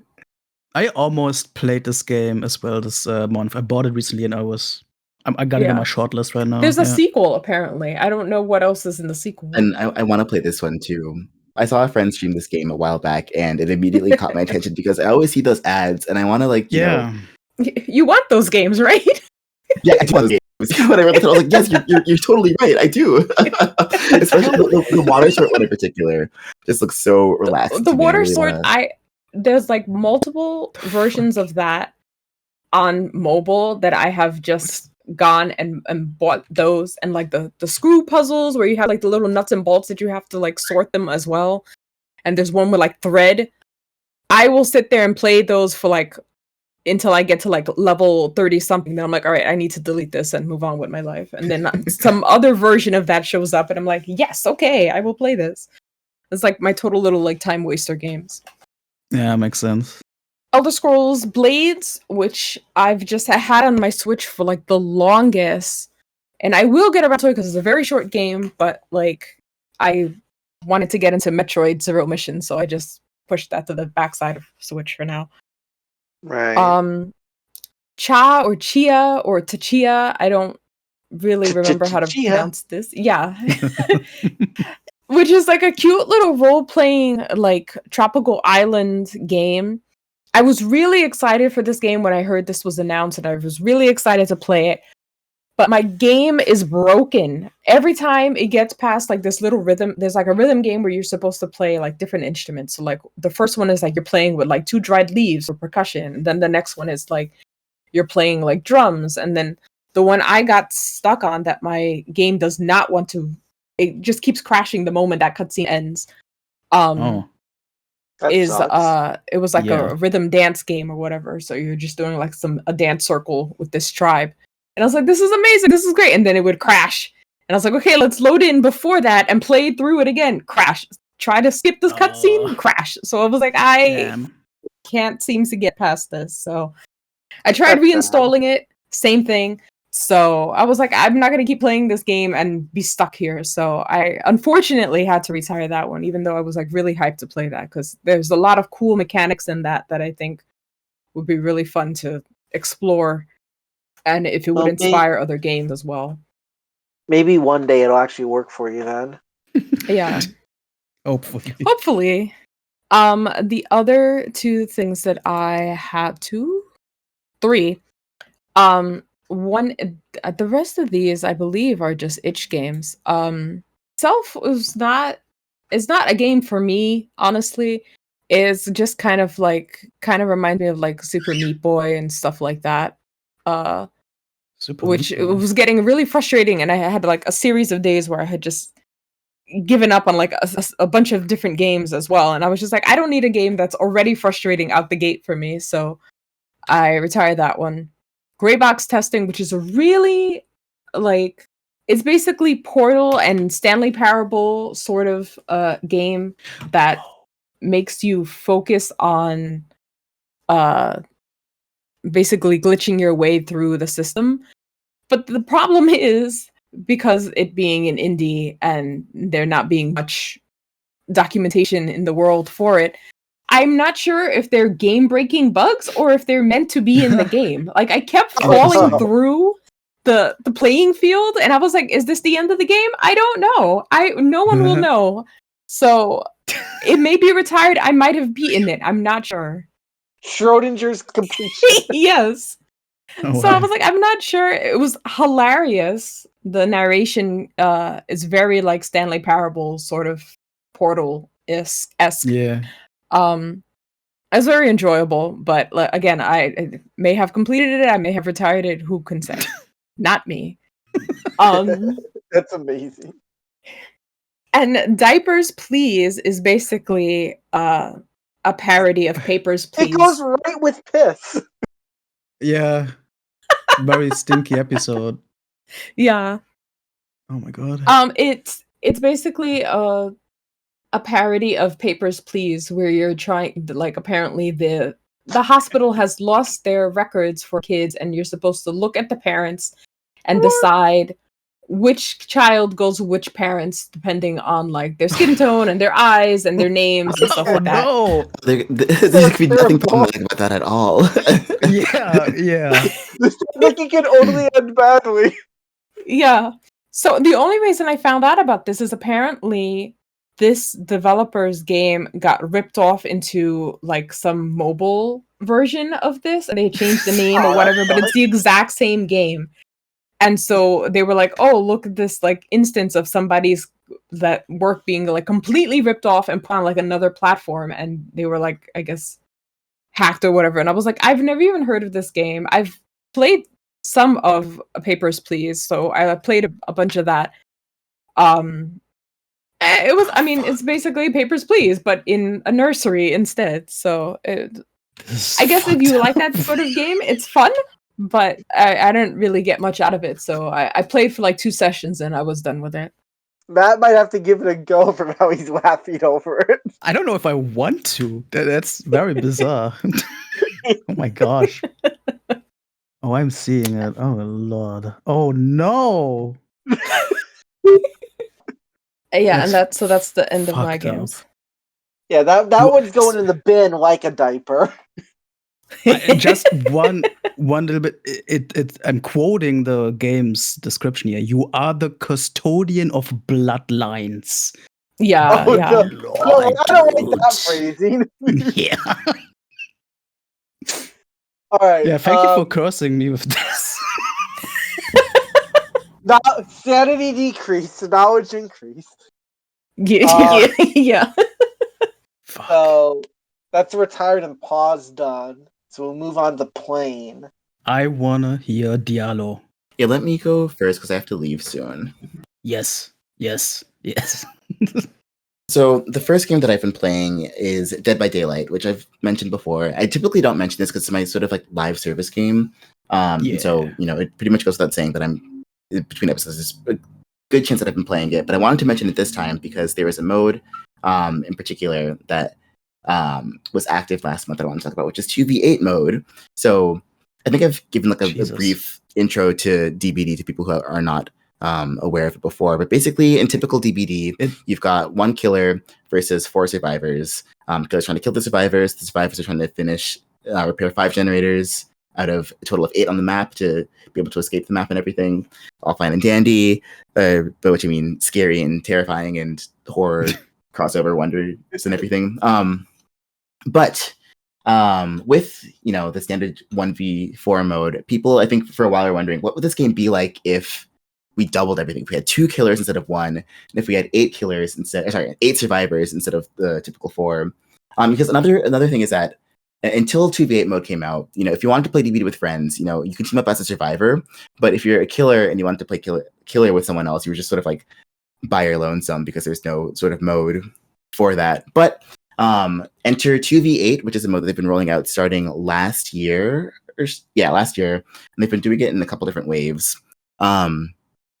I think a lot of people expected it when it first launched to be sort of just like the base game times 2, so just like, double the survivors, double the killers, double the gens, but pretty much play the same.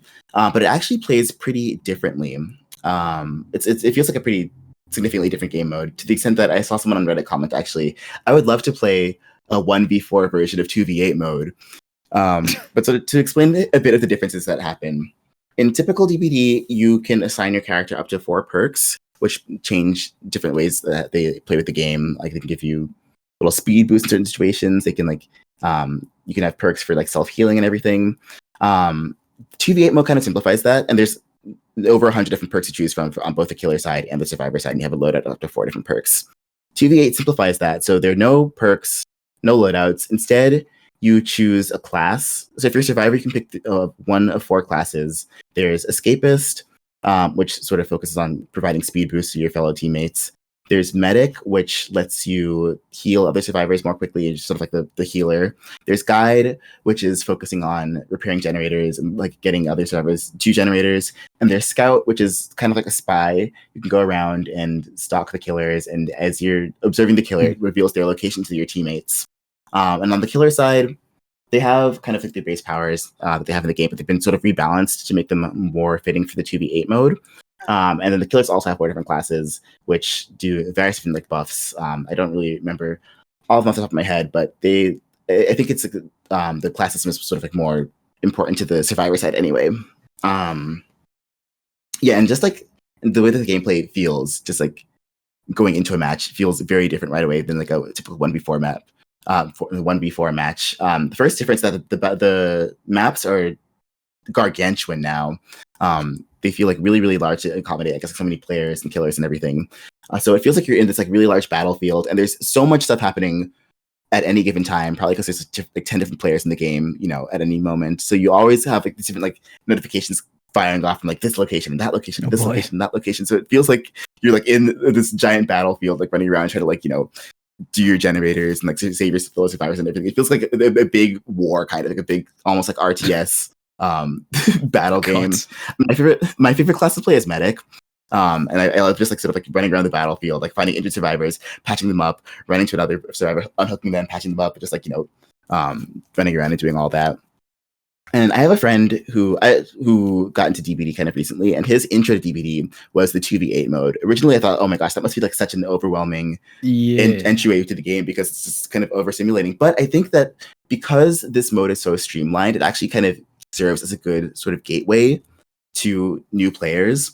So he would just play, I think he just did guides. We could just like, focus on repairing generators the whole time, or like if you're a medic, you just focus on your task of healing the whole time, etc., etc. So I think because like there's sort of like different roles that every class is supposed to fill, 2v8 does sort of like take out some of the because in a typical 1v4 match, you kind of have to be like a jack of all trades, right? You have to be repairing generators, but if the killer comes, you have to try to like run around and like loot the killers and sort of like buy your teammates some time and everything. And 2v8 sort of like eliminates the need to be a jack of all trade and to just focus on your one specific class instead. So it can be sort of a good entry point in that regard. And like I mentioned, they've been rolling out in waves. This is the 3rd iteration that they've done of 2v8 mode now. That happened this like past month. And every time that they do a new wave of 2v8, they add some little tweaks, typically some new killers. This time around, the 2v8 was Resident Evil themed. So they added the killers Albert Wesker and Nemesis from the Resident Evil franchise. So it's very exciting to see those two in the 2v8 mode now. I think we're up to maybe about like 8-ish killers total in 2v8 of about something like, I want to say 20-something killers total in DBD. So it's, we still have a lot more before we have all the killers supported, but seeing the DBD villains get added to that mode was an exciting addition. It also added the Raccoon City Police Department map to 2v8 mode, which is really fun. That's one of my favorite. And I know it's a kind of notorious map in DBD because it's like so large, people don't like it, but I enjoy playing that map and just like basking in the Resident Evil vibes. And another kind of cute thing that they had was for this iteration of 2v8, they scattered some of like the green herbs or yellow herbs from Resident Evil around a map, and you can like interact with them as either a killer or a survivor to give yourself little buffs. So if you interact with it as a survivor, you can heal yourself. If you interact with them as a killer, it gives you like a little speed boost or something. So that was a nice little touch that I thought. But I wanted to talk about that because 2v8 was a lot of fun. Very excited for the next time it comes back. And I think if you're curious about DBD and you want a sort of like good entry point, because a lot of people mention that they feel intimidated to sort of like start. It's kind of like a steep learning curve to get into DBD. I would recommend if you have DBD and 2v8 mode rolls back out again, that could be a good entry point if you've been curious about the game and want sort of like a easier jumping off point to start from. So that's the first game that I've been playing. The second game that I've been playing is Mario's Picross. So I've been traveling a lot between this episode and last episode. I've actually spent more time away from home than I have at home. So as a result, I haven't been playing that many PC games, not much like computer gaming going on for me, not much precious PC gaming time. Was that the phrase? But I have been bonding with my Switch. I've been taking that with me and playing it a lot on flights. And most recently, or not most recently, what am I saying? At some point in the recent, since the last episode, on one of my flights, I pulled out my Switch and I was intending to play a little bit of Legend of Zelda Oracle of Seasons via Nintendo Switch Online, because that's been on my radar for a while and I've been wanting to take the plunge. But as I was opening the Nintendo Switch Online Game Boy thingamabobber, I saw that there was a new Mario Picross game added. So I was like, oh, let me try that out. Because I'm familiar with monograms, which is the puzzles that you do in Picross, where you have like a grid and it says numbers by each column and numbers by each row, telling you corresponding to how many cells you should fill in for each row / column. So if it says like, 2, 1, 2, for example, it means that somewhere in that row there's going to be a segment of 2 filled in, and then somewhere there's going to be a 1 filled in, and then also there's going to be 2 filled in. You have to sort of like use process of elimination and sort of cross-reference the rows and the columns to figure out, what ends up where and everything. So I'd done some monograms before, but I'd never done a Picross game. So I was like, let me just like try this a little bit. And I got so hooked. Like, oh yeah, I've put hours into this game at this point. It's like my, I sleep a lot on plane rides, but basically all my waking hours on the plane rides have been dedicated to playing Picross at this point. It's very addictive, very fun. Also, what's really interesting to me is that you only have in this game, it's a 15 by 15 grid that you're working with. So just, 15 by 15 pixels, and it's just like, black filled in versus not filled in. So it's just like monochromatic. But despite that having like so limited pixels, so few pixels and such like a limited canvas, it's impressive to see like how many recognizable objects you're able to create with these puzzles. Like as I'm doing them, I'm getting impressed. Oh, this is a cucumber. Oh, these are buildings. Oh, this is like a little tomato. This is an owl. And so I thought it's just kind of interesting to see the ability of the human mind to perceive familiar objects, even at such like a low resolution scale. But yeah, I've been really enjoying that one. I haven't gotten around to Zelda yet because I've been so hooked by Mario Picross, but it's been a really fun time sync. I've got another flight tomorrow actually, and I'll probably be playing more of this on that flight too. Yeah. So yeah, that's my new go-to in-flight entertainment. So is this one? I know I've been playing there was another one, I can't remember which one it is, on one of the emulators on Switch, but it's in Japanese, which I know is not a problem for you, but it is for me. So I've just been like Mario Super Picross, I believe. Okay. So is this one in English? Yeah, the one that I'm playing now is in English. Oh, okay. That might be a lot. I mean, I'm able to do the puzzles just fine, but a lot of times I'm like, I don't know what this menu is telling me. Right. So it is a fun game though. So if I can understand the menu a little bit better, that would be a lot easier for me. Yeah, this one is in English, and then also it has this like very limited menuing to begin with. Like you just like select the stage pretty much out of like, I want to say there's like 80-ish or so, maybe even more than that. Yeah, I'd also yeah. say Mario's Picross was added to Switch like 2 weeks ago. So yeah, I had seen that, Switch, but I wasn't sure if it was an English game or not. Yeah. Mario's Super Picross always had one of my favorite game covers, actually, cover art wise. But does it have a cucumber? No. Dang it. Well, unfortunately for us, in an extreme emergency, Diallo's character in Virtual Goose 5 was getting seriously griefed. And, we can't just let that go without comment, so we had to bail right now. Yeah, that's crazy, man. I think I'll go next. Does that sound good for everyone? I'm excited to hear about your Wordle updates. Wordle update, the streak is still going! Fuck yeah. I got 6 like 2 or 3 times since the last time we played, probably more. 658, baby! Goodness gracious. I was laughing when you were like talking to Lee about playing like the puzzle every day. I'm like, man, I played Wordle 1,099 times. I have no room to say anything, that's for sure. Fuck. What was your favorite word to guess so far? Oh, fuck. I'd have to go back and think, honestly. I can't remember the exact word, but there was one really obscure word that I just put in trying to guess letters one time. And then like 2 weeks later, it was actually the word. I was like, really? Oh, no. Oh, that's funny. I can't remember the freaking word. It's been like probably a year. Which I think they're not to remember that. But Wordle streak is still going. Played some Master Duel with a friend. Arknight was just dailies. Nothing really new to say about any of those. Right. Dr. Mario for the NES was one of the other major games I played with my mom. Oh, okay.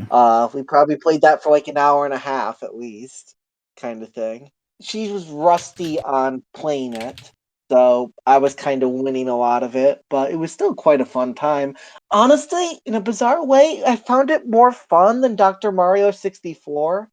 Even though Dr. Mario 64 has like a lot more features and a story mode and alternate modes, and I grew up with it. But Dr. Mario NES was kind of just like, I don't know, a simple but well done version of Dr. Mario. I don't know how else to put it. I like the difficulty settings. I think they all have difficulty settings, but it seemed like it was like a way to balance things relatively well.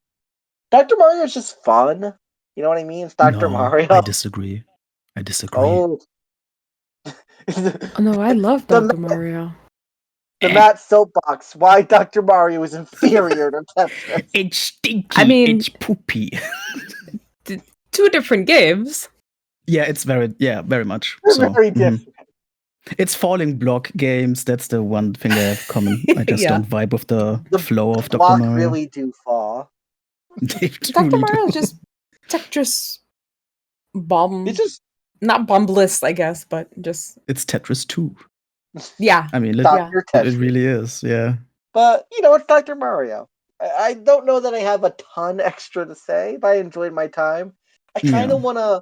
I think that there's, like, technically a completion screen on this game if you, like, do certain difficulties. So that's why it's not retired or B, and I'm like, I kind of maybe go back and do that. Summon Night Swordcraft Story. It is my favorite game. It's on this list because a friend started playing it, and I'm playing it alongside him. But said friend has been busy for a while, so we've only played about an hour. I have nothing extra to say because of that kind of thing.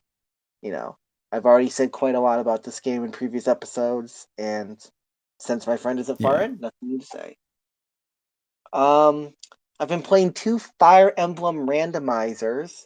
One for the Blazing Blade, which is Fire Emblem 7, and one for Sacred Stones, which is Fire Emblem 8. The Fire Emblem 7 one, the way I did the stats kind of made the randomizer a bit funky. A lot of them will have like high HP growth but low strength growth.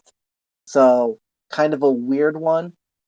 That one's technically kind of paused, but not really, because so there's one level, or I should say map, because it's a strategy game, but one map in Fire Emblem 7 that's not usually an issue, because there's an NPC character that technically you lose if they die, but they're so strong they can almost solo the map by themselves.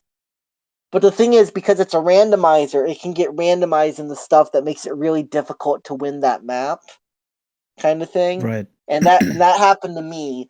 There's like a 25-30% chance they basically just lose on the first turn. So awesome. Awesome. And then it's gonna be like every other turn. I think it's basically just gonna be another reroll because it's not gonna be able to get out of attack range. So I can either go through that, or I can kind of use a code and just move him a little bit away so that he doesn't just instantly get attacked every turn. But because of that, I haven't gone back to the Fire Emblem 7 one in a bit because I think it's self-explanatory why. Yeah.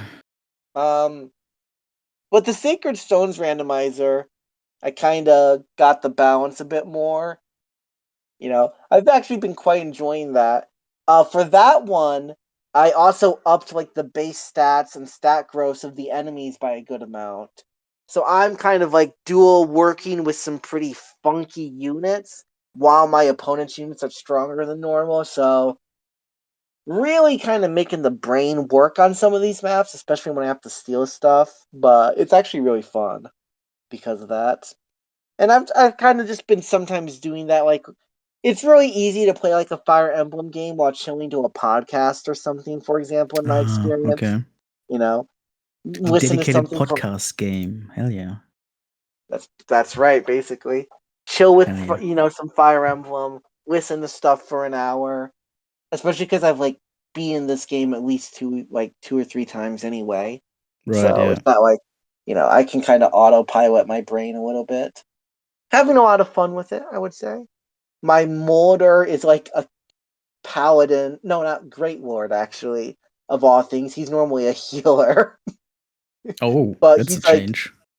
yes. And also he's like completely cracked out outside of like resistance, where he has 0% growth. So magic is not ideal to fight against. But, just stuff like that. That's fun. So the last game is Metroid Zero Mission, our game of the month this month. Yeah. Which I was hoping to have completely been by the time that we actually had this episode. But because of some, stuff going on, I'm about halfway through-ish, give or take, I would say. It's very fun. I am a big Metroid fan. I didn't really get to play most of the games growing up outside of Metroid Prime and a little bit of Metroid Prime 2. Technically I played some other M, but I literally got stuck on like the stupid part of that game where you're looking and have to point at things because it won't register me pointing at the thing, even though I was clearly I was literally looked up a video to make sure I was pointing in the right area. It just won't register it no matter what I did. I don't know what was happening.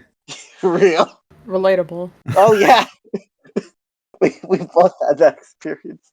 But I played like Super Metroid and all the Metroids like 3 years ago, which included this game, and I really liked all of them. So I'm revisiting this game. Right, okay, so this is a replay. That because my question would have been if you had to look up anything yet, but I guess if you played this before, probably not. To be fair, I played it years ago. Right, okay. I think technically I looked up something, but it wasn't like a guide moment. I was just trying to make sure I could like get an upgrade. Not an upgrade, it was just a missile tank. But I didn't remember if you could actually do what I was doing or if I was just wasting time, basically. Oh, yeah, okay. So I just looked up if I could do it. But I don't think I've looked up anything else. One thing about Zero Mission 2 is it doesn't tell you exactly what to do, but it does tell you where the next room you need to go is. Ooh. So compared to most Metroids, it's a lot harder to just get lost. You generally have like a guide idea. Yeah, because I could not imagine playing any Metroid game without looking up something at some point. But that sounds good, like that hint. I don't think I ever looked anything up when I beat Metroid Dread. I played that completely blind. Maybe that's my streamlines. Yeah, because I played Metroid Dread starting on release day. I pre-purchased it. Oh. So I don't even know if there was much to look up now. Surely somebody posted some crap. Probably, yeah. But you know what I mean. Some nerd, some nerd. Yeah. But this is pretty fun. I feel like Fusion's the better game, but Zero Mission's quite fun still. All the Game Boy Advance Metroids control pretty well. In a weird way, there's some parts I prefer with Super Metroid. So obviously because it's a GBA game, you're using the D-pad. So aiming diagonally can be kind of funky. So the left shoulder button does let you aim up really easily, like up diagonal, up forward. But you have to do like D-pad down in whatever direction to aim down, which sometimes makes you crouch or whatever. In Super Metroid, left shoulder button was aim up and right shoulder button was aim down, which I actually thought was really useful. But the thing is, then to switch between beam weapons and missile was select, which was very awkward. Yeah. So in the GBA games, holding down R is to use missiles, which makes using missiles a lot easier. But sometimes like aiming downwards is funky, basically. Right. But I've been Kraid. I've gotten a bit further than that kind of thing. Kraid's always kind of funky to fight, I find, but I only took like 3 tries to beat him. Kind of thing. And the Kraid fight's fun in Zero Mission, at least. Were you gonna say something? I wasn't sure. Yeah, I was. Okay, Kraid is that thing. There's this other creature in Metroid that I thought Kraid might be, but the Crocomire, I think I'm thinking of. Man, that thing deserved better. Is the Crocomire in this game as well? No. Crocomire is in deleted files for this game, but he does not appear in the fascinating. game. He's Crocomire's in Super Metroid, which is like a sequel. Like, I think originally Crocomire was gonna potentially appear in Zero Mission, but like get away fine, so it could appear in Super Metroid.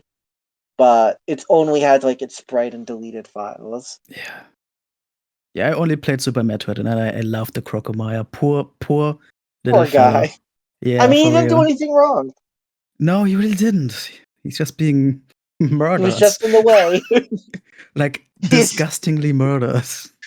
Oh, yeah, man. and then his I skeleton's mean, for the gonna most crumble. part, that's how most of the bosses are.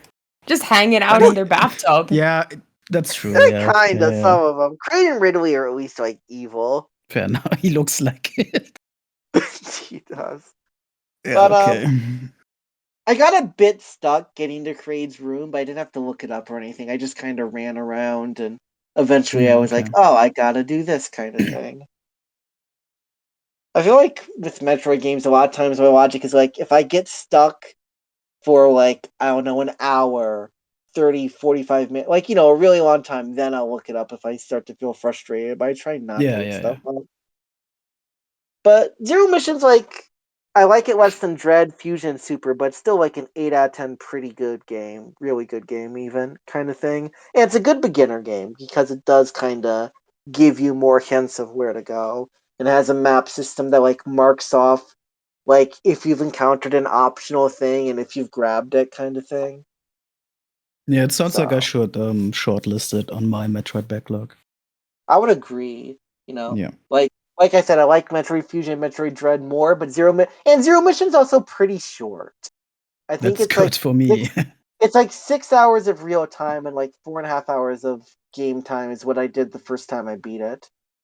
Love to hear that. So good times. Yeah. Right.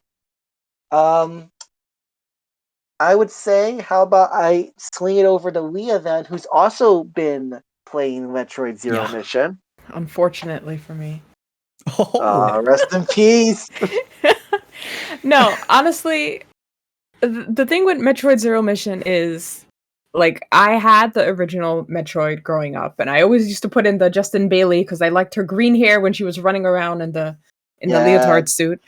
It is cool looking. So, you know, growing up with that, I was like, oh, this is just, I want to finish this game one day, but I don't understand the mechanics of it, you know? So, you know, watching that franchise over time just turn into its own thing, I was kind of just like, man, I wish I knew anything about this story. Like, I want to get back into this. So it was very nice that it got picked as a game of the month, so I can finally go back to that. And, you know, this remaster is sort of like my thing now between Oddworld and this. It's like, don't play the original, play the remaster. So it's nice. It was, you know, enjoyable. The original part of the game was very enjoyable. I liked it. It was fun. I really liked the stealth mission part. Bosses are super easy. It's that new section with the shine sprites and the shine sparks and the ball puzzle. Okay. Like, I was like, oh, now we've gotten to that part of like, oh, this is clearly more modern mechanics that they were, or modern for the time that it was made. That I was like, oh yeah, this is why this whole area of gaming, I kind of just stopped gaming for a while, because everything was just like, so you must learn this one skill, and if you don't, then you're never getting through this game. So, but it was nice to, you know, finally beat the original mission and, you know, get back to that. You know, I also realized that I probably won't play many more Metroid games after this. I am gonna try Fusion and Super Metroid just because they're there and I can do that. Right. Have a guide ready. Yeah. Well, the one thing I'll say is Fusion is much more linear by comparison to the other ones. Yeah. So if that part's an issue, Fusion might kind of be your jam. But it's kind of like I played that last Kirby, that apocalyptic Kirby game, and I was like, I've never played a Kirby game before. I wanted to play it. I played it. The end. Like, okay, we're gonna go back to never touching Kirby games again. Like, he's great in Smash. Apocalyptic Kirby game? Which one is that? You gotta narrow it down. Well, okay, yeah. The last one, everybody was like calling the last of Kirby, basically, because it just Huh? Forgotten World? Forgotten Land, Yeah. I mean? The Yeah. Switch? Well, okay. Yeah, I would say Switch for one. that one, it is very different from most Kirby games, for whatever Yeah, that's it worth. looks like it. Yeah, I had the first. I had the game when Kirby was actually white and not pink yet. On the Game Boy. Right. The first one, Dreamland. Yeah. So I played through most of that one. I don't think I finished that one. Maybe my mom finished that one, and I just watched over her shoulder. But yeah, so anyway, it's just one of those things where it's like I've played an entry in this series, and now I have decided other games that may be like this that don't have these certain mechanics that I will play instead, and it was mostly a learning experience in that way. Right.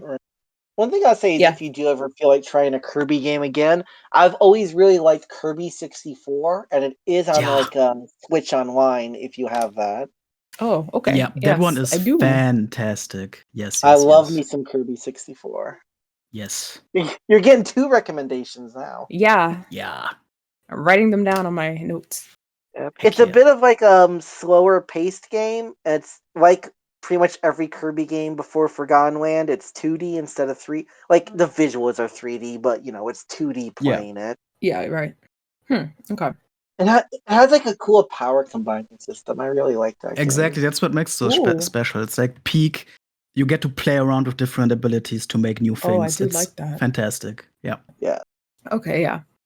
Well, my other remaster is Oddworld Soulstorm. I've been playing, which much more enjoyable to play than New and Tasty, just in the way that like these controls at the time maybe were a little bit more modernized, even in the remaster. Like it just feels like a modern game to me playing it. Like in my I don't know what the remaster was made for initially, but like in my brain I'm like, this is clearly like some game that I downloaded off of PS3's store and just started playing. Like it just puts me in that time frame. So I'm like, I'm really enjoying like how nostalgic and like, getting through. But the amount of people of Madokans that I'm supposed to save in this game, it seems a little much. But I am enjoying it when I do know what the hell I'm doing, which is not all the time. But it does seem a little bit more intuitive to figure out than the first one. Like the first had a lot of head bashing moments for me where I was like, there's no way that this is possible. I cannot do this puzzle whatsoever. Whereas this one's like, I can do this. I just need to, be calm about it and, hand-eye coordination really quickly. Yeah. I gotta ask a question about one of the games on here. Okay. How much do you think Matt would enjoy I Love Finding Birds? I mean, considering I Love Finding Birds is basically like a point and click hidden objects game. Yeah. So Matt might like that, but I mean, it makes me feel like I'm somebody's grandma playing it. Like I feel like I want to play this and then go play like Spades or something. Like my knitting circle is coming up. Like I need to go leave for that. Like it's the UI, and I was like, there's no one my age that is playing this game. Oh, I'm seeing screenshots. Good lord. Yeah.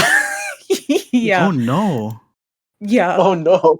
But also the thing about it is that like the title is I Love Finding Birds, but in addition to finding birds, you also have to find other objects. And I was like, no, I came here explicitly only to find birds. We're here to find birds. It's in the title.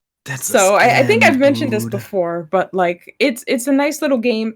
It's a fun game for when I have been frustrated by something else and I need to listen to an audiobook, or like it's like my podcast game where I'm just like, I'm just gonna put this on, it's gonna be calm, I'm not gonna get frustrated, and I can get through a podcast or I can get through an audiobook, while I play something. So it's a little productive time for me.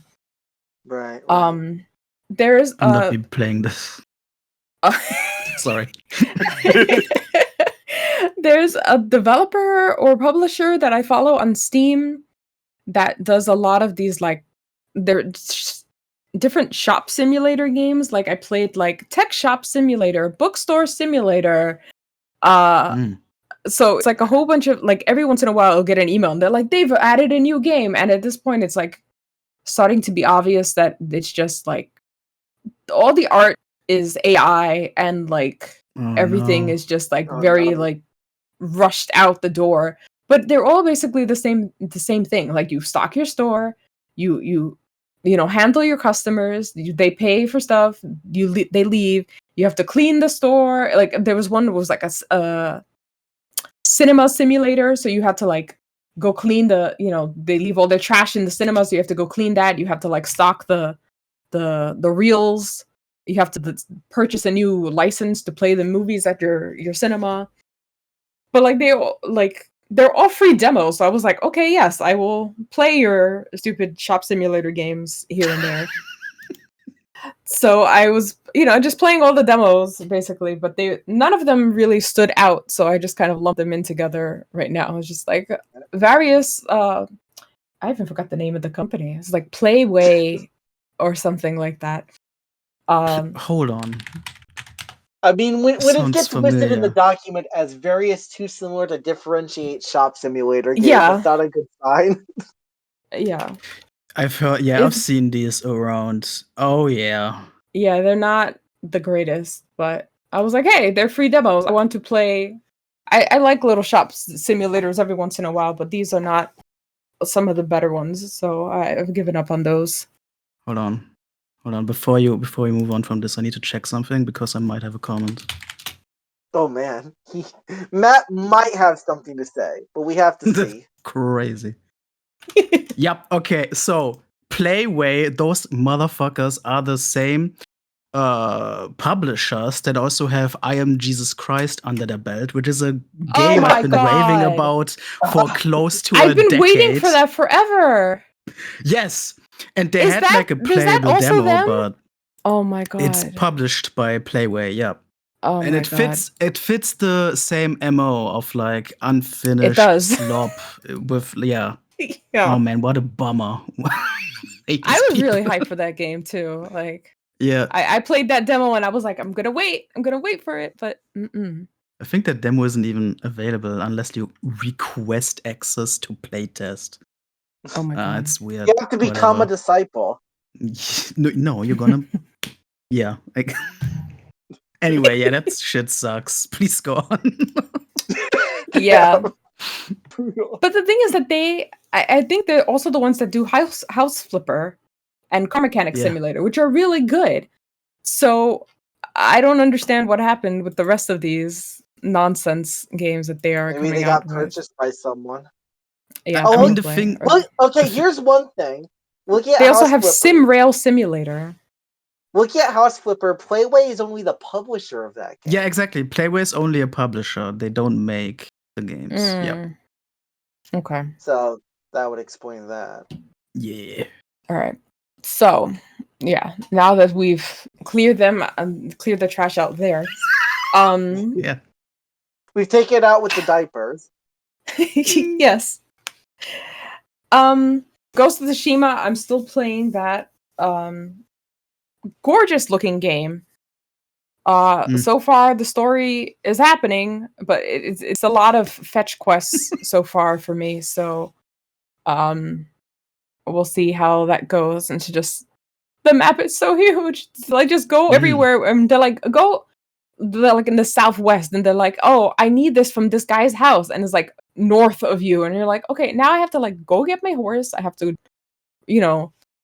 get all the way over there, out of my way, comparing to what I was supposed to be doing in this area anyway. So it's like a lot of gorgeous to look at. So it's the good thing about this game is that it is a gorgeous game, and it's the same thing with Red Dead 2, where like, yes, you have long expanses where you have to be like on horseback as you're just riding to town, but you're just like watching, the cycle of the day. You're looking at the trees, the animals around, and it's so gorgeous to like just be staring at grass as you're running across Japan.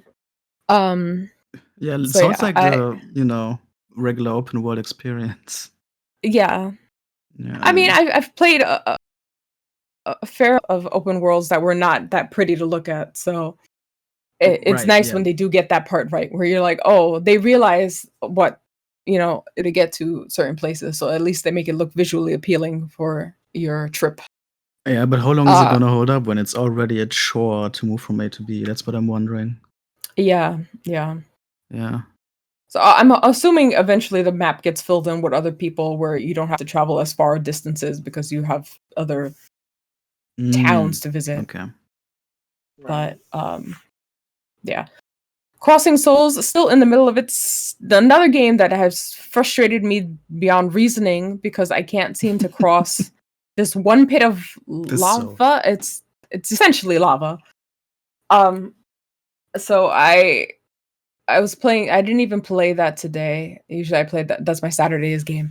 And I was like, yeah, we've got like an hour left in this game. There's not much left to it. Cannot cross this pit of lava, so I guess that's gonna be just me for now, for the next week at this point. Oh, what else do I have? Oh, I also I found Michael Jackson's Moonwalker, which was a game, my very first game on Genesis back in the day, and I have I'm not sure if I ever beat it, cool. But it's funny to me that I remember it being so incredibly hard, and apparently I was just not good at games then, because I'm halfway through it already in one session that I've played it. So now I'm very interested to see how long this is going to actually take me to play, because I used to play this all the time, and I don't think I ever got past like the second, third world at all without using like cheats to get through the world's levels or whatever, the world skips. It's simply an expression of growth. Yeah. I was like, oh, profound. I have skills now. Amazing. Basic comprehension, hell yeah. Yeah. Yeah, I love revisiting childhood games for that. It's fascinating to see the change in experience. Yeah. And then sometimes you run to a game and you're like, damn, this shit's still hard. Yeah, it still sucks. Yeah. Crap. Me with Zelda 2. There you go, yeah. That sounds like Zelda 2. Yeah. Kind Words 2, which is So I need details. Yes. The Kind Words was a cute little cozy game where you write letters to people and you're stuck in your room. And anonymous people will just send you letters and ask for advice and all that stuff. Kind Words 2 takes you out of that pandemic nonsense of being stuck in your room and gives you an entire world a little town to walk through. So, like, you can go to the store, you can customize your character, you can go down the street, listen to people's conversations on the street. There's a section where you can just go and, like, yell into the void, and, like, nobody will ever hear, like, what you had to say. You can go to, like, the spa and, like, calm yourself down. There's a place to, like, there's, like, a forest of topics that you can just go and, like, have, like, a whole... which one do you like better? And then, just write it down on a leaf and just keep walking through the forest and just have conversations that way. God. It's so much better than the first one, because the first one is nice, but there wasn't much to do besides just answer letters. Yeah, so very focused on the interaction. Got this. Yeah. So I finally got this on sale recently, and I was like, finally I can leave that little room and go do things. And it was like such a delight to like just walk around and like see other people's conversations and everything, where it's just like, this is what the first game should have been in the first place. But I think there's also like something to do with the way that the worlds work, where like letters from the first one can also make it to 2. Like it's not just like they didn't like cordon them off or something, if I'm not misreading what they had said. But I think it's like it's all just one world now, so it's really nice that like even if you don't have the full experience of 2, that you can talk to people from it. So that's a charming little game. Yeah, I'm so hyped for this. I saw you put this in the document, and I didn't even know this was a thing until you put it there. I bought this as well because of this. I loved Kind Words 1. I've often said Kind Words 1 is one of the greatest games I've ever played, just because it's such a unique concept. Literally just writing letters to other real people in a way of like digital therapy in a way. It's such a cool concept. I am excited to play this as well and see how they expanded it. Very good chance I might be talking about this as well next episode. Okay. Fuck yes. And Mappy versus Mickey is my last game, which is basically a fan remake of Mappy Land, which is a regular Nintendo NES game. Mappy is basically like an old Tom and Jerry Spy versus Spy meets Donkey Kong game. So this one, Mappy versus Mickey, is like a reverse filing off the serial numbers where they just like add Disney back into the brand. That makes sense. So I was in the middle of getting through my Dreamlight Valley, and somebody on Discord mentioned this one, so I had to like look it up. But I'm not really big on Mappy. I know of Mappy, and I know that it's like, I guess it just been under Donkey Kong's nose for like this entire time. But I did want to get back into these more types of like hacking fan game things and ROM hacks and stuff. So figured this was an easy way to do it, and it ran well on my system, so that was all I needed. I mean, sometimes it's all the push you really need, right? Just a little spark, ease of access, boom. Yeah. I've never heard of Mappy. That's interesting. I have heard of Mappy.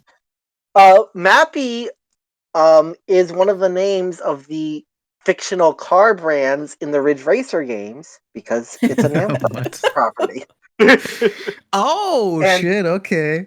Like, if you ever see like Micro Mappy in a Ridge Racer game, that's what it's referring to. Oh my god. Some insider info here, some obscure gamer tidbits. I believe I have Mappy Land available to me as play as well, but I can't say I have Mappy versus Mickey. Reminds me of how there was all the like Mickey Mouse games on the Genesis too. Yeah. But damn. Yeah, I mean, Disney adults really love their Disney, so they will stretch it wherever they can. In a weird way, it almost harkens back to how Donkey Kong was almost a Popeye game. Right. Oh, true. True. Man, video games. No, this is the hard-hitting commentary you come here for.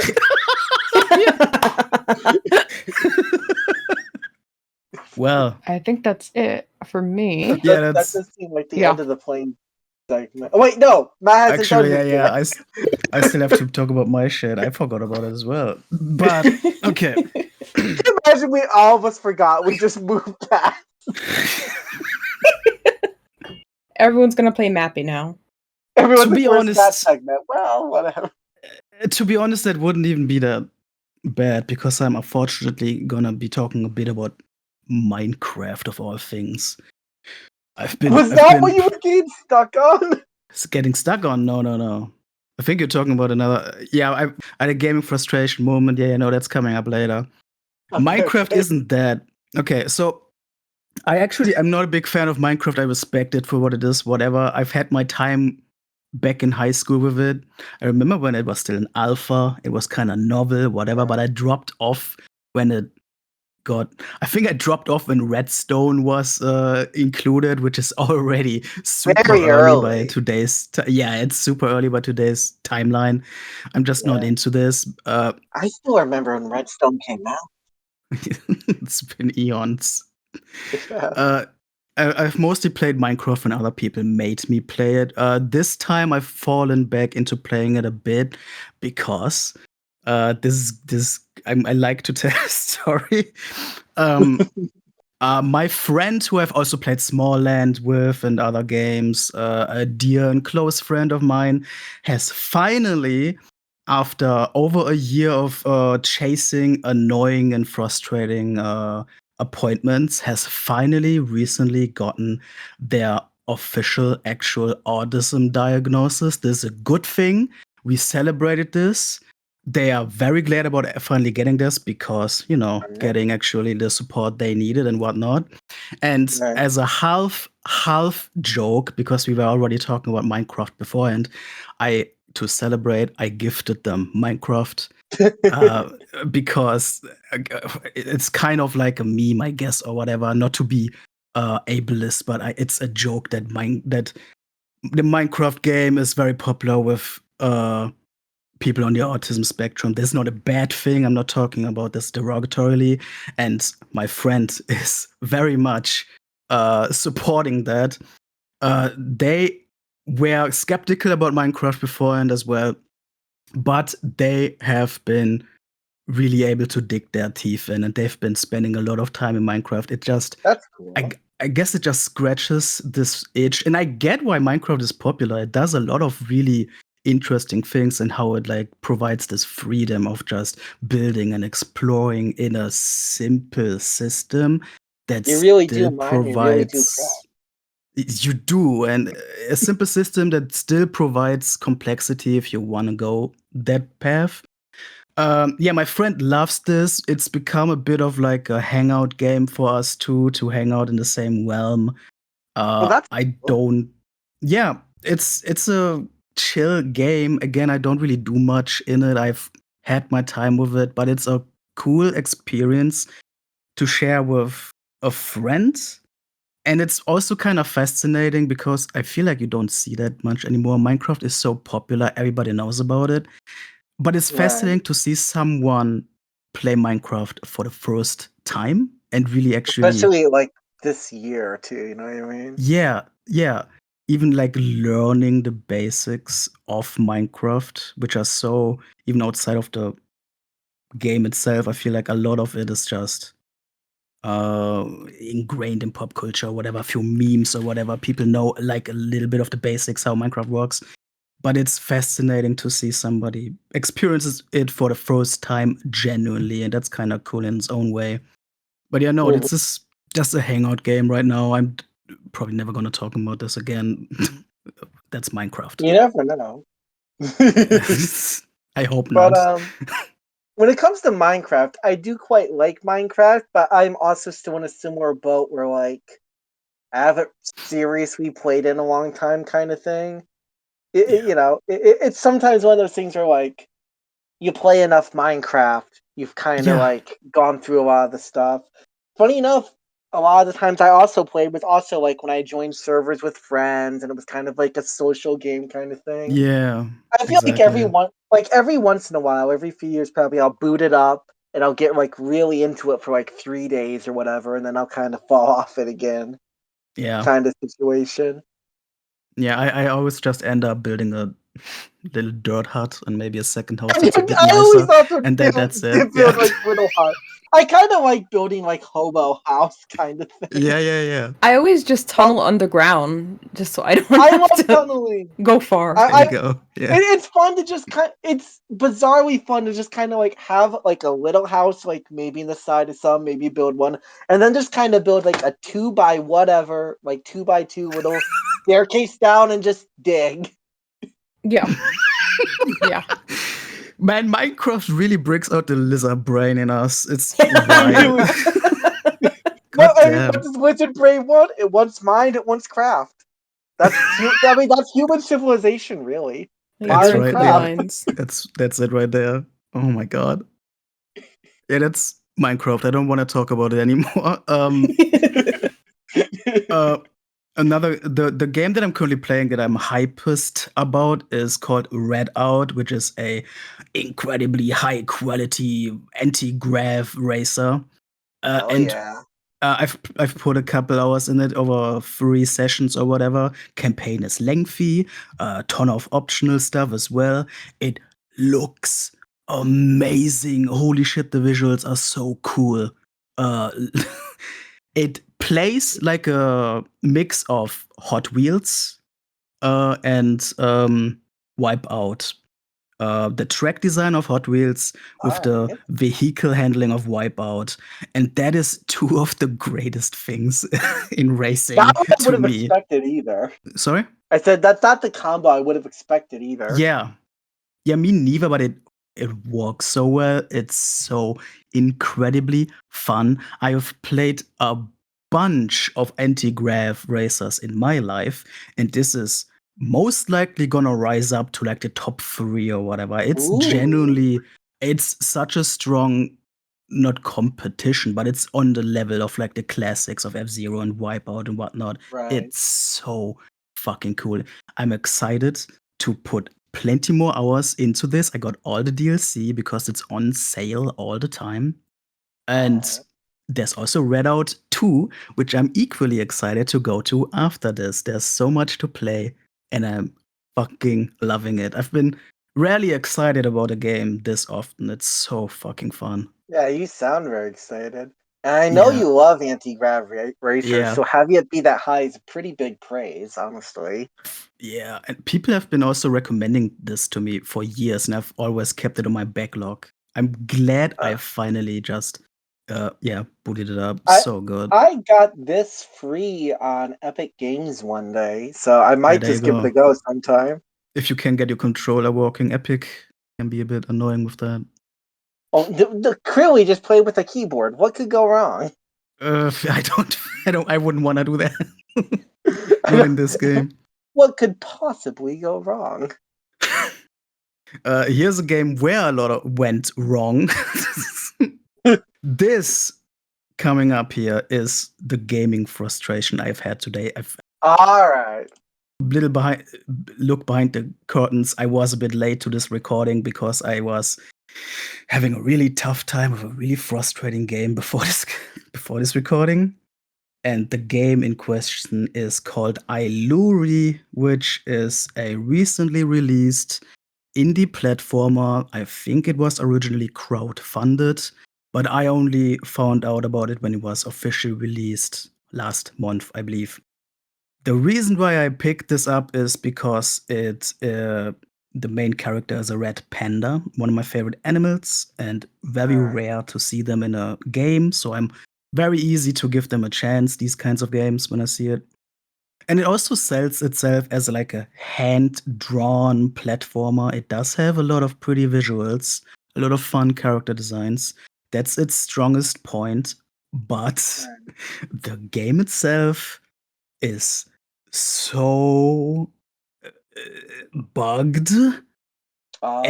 There's a lot of really rough game design decisions as well.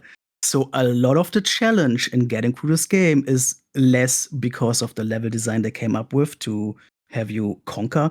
A lot of the challenge is really just fighting the game, its mechanics, and its failing technicalities. And it's so frustrating because, again, the visual department, really, really cool, really pretty, really cute. But the actual gameplay is just lacking so strongly. I've been giving this game the benefit of the doubt for so long, and I've kept even like writing up little bug reports and attaching my video footage and whatnot and posting it on the Steam community so the developer has something to work on. And in the beginning, it did seem that like the developers really like active and looking forward to getting out the kinks quickly after release, and there were updates very quickly after release to improve some things. Right. But it's been quiet for a while now, and there's still a lot of genuinely glaring game-breaking issues with this game. And I've made my way through this entire game over a lot of hours. It's not like a short game. And I even made it to the final boss today. Bugged out. Which with plenty of like near gamer rage moments before I reached that. And the final boss, I just don't understand. Which is the final like cherry on top of this shit sundae, because I just cannot kill it no matter how many times I hit it. It seems very straightforward that you're supposed to like shoot projectiles at it that keep falling from the ceiling, and that is really all you can do.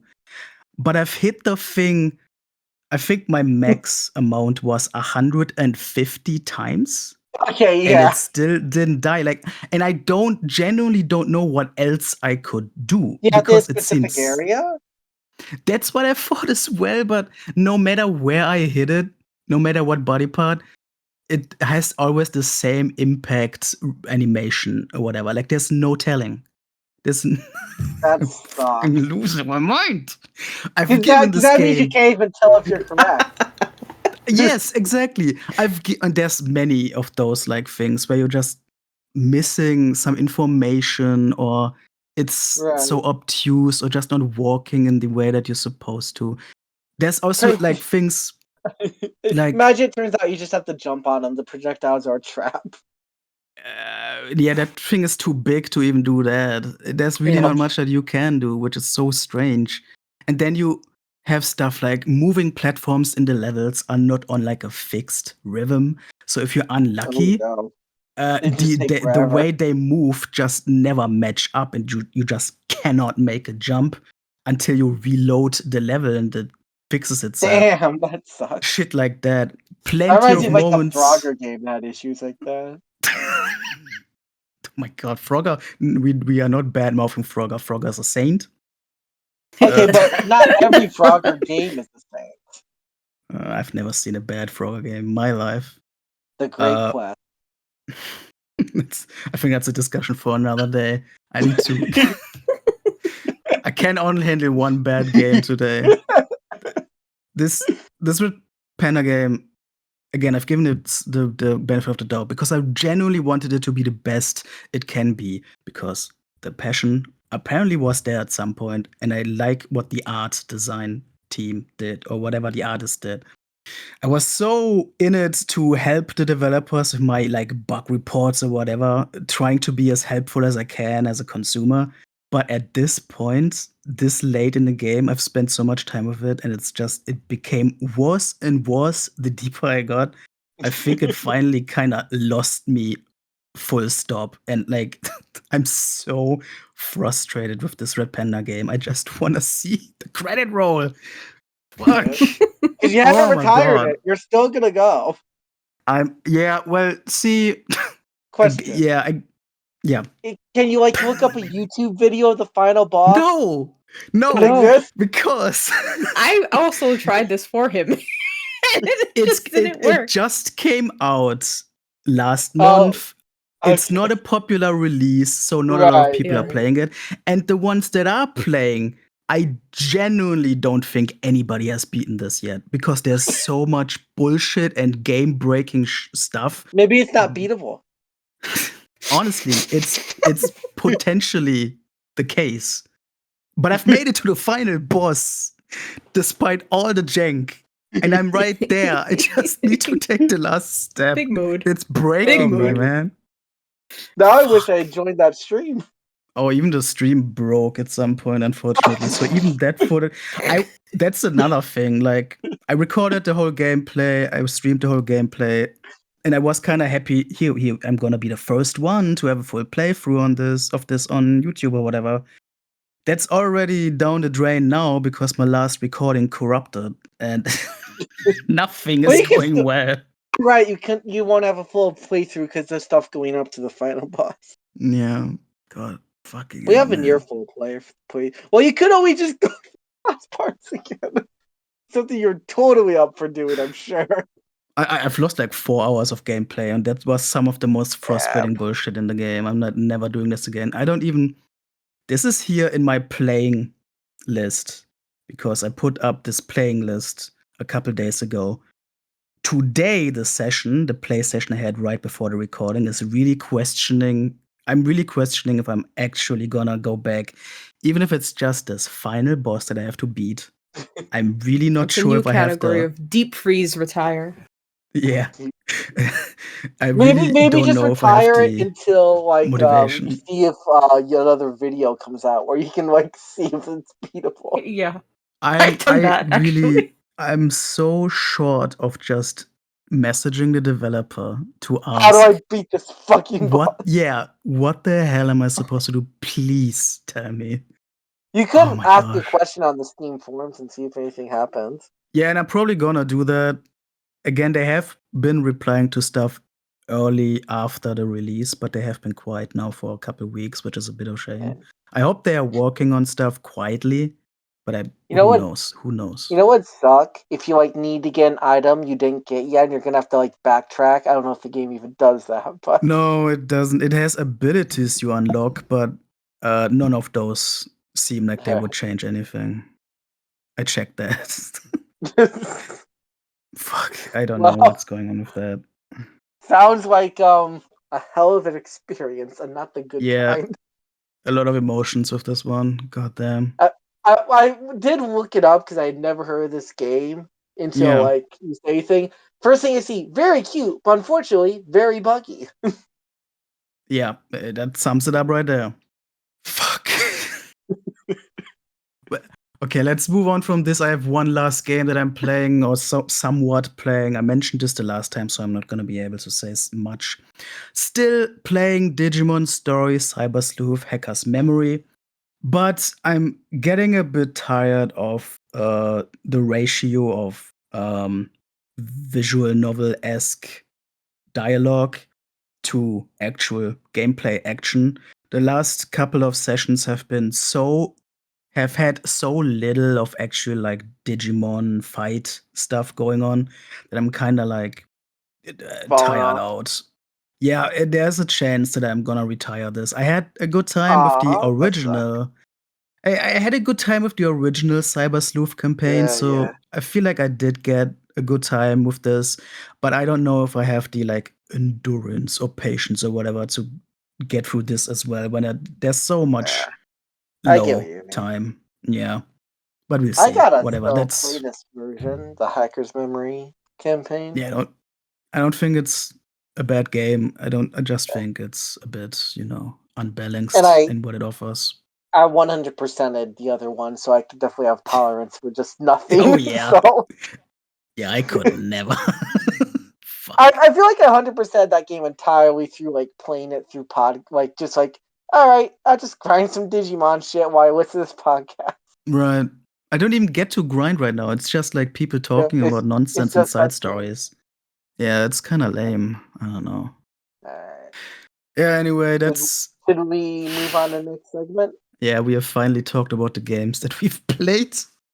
Only 4 hours. Let's not mention that. Let's actually move on to our discussion topic. Okay. Well, I had mentioned we were going to have 2 discussion topics earlier, but since Diallo had to go, the Goose's neck could have gone snapped if he didn't do anything. We are going to move one of them to the next episode. Yeah.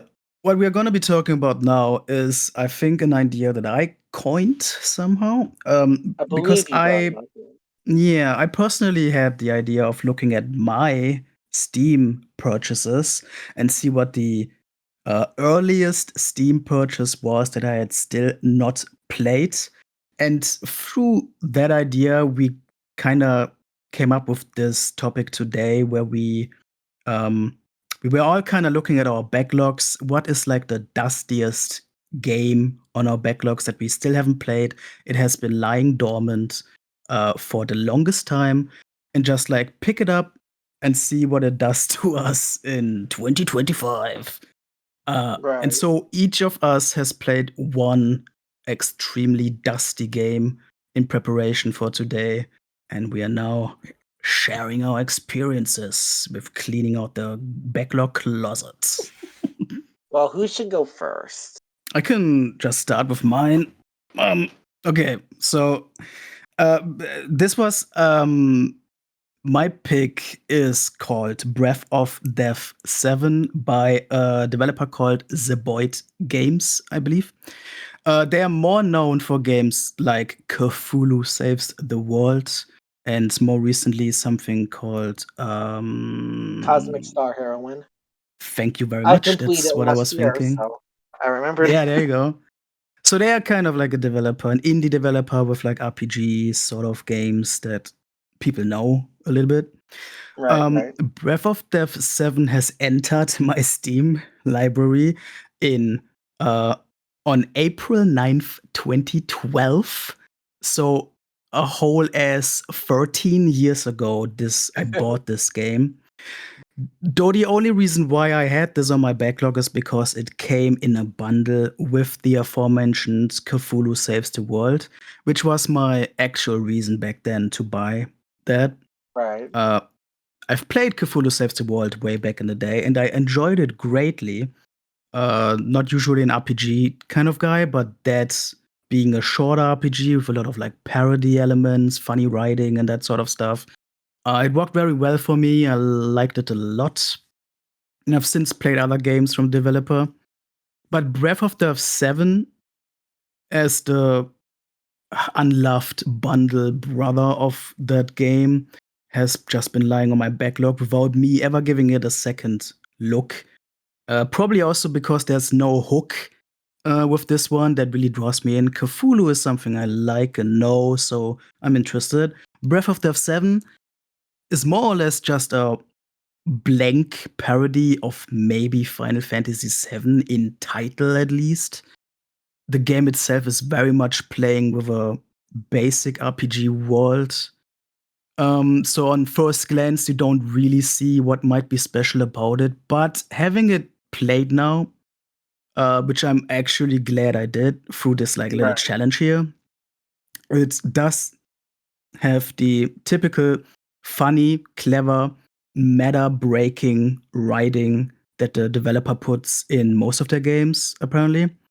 And really like playing with RPG tropes and having some small little unique RPG mechanics and status effects and whatnot. It apparently also has a big of inspiration that it takes from Earthbound, but it's also known for being like a funnier, wackier, unique RPG kind of game. A classic, quirky, indie, Earthbound inspired RPG. Yeah, a lot of games have been inspired by that for sure. This game, Breath of the 7, even has a city that's called Motherbound. Like it's right there, right? Yeah, that's pretty clear. Yeah, but yeah, it actually provided me with a fun little RPG where I went through some dungeons, fighting some funky little enemies, having a couple boss fights.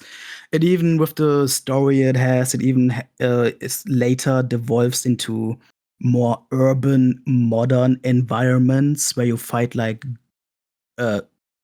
ghost cars or whatever. It's not just like goblins and whatever, goblins, orcs, and whatever. You also get like trash mechs and like ghost cars and whatever to break it up a little bit. It's pretty fun in what it provides, and the RPG elements, the actual game mechanics, they work well, they're polished enough. It was a fun time.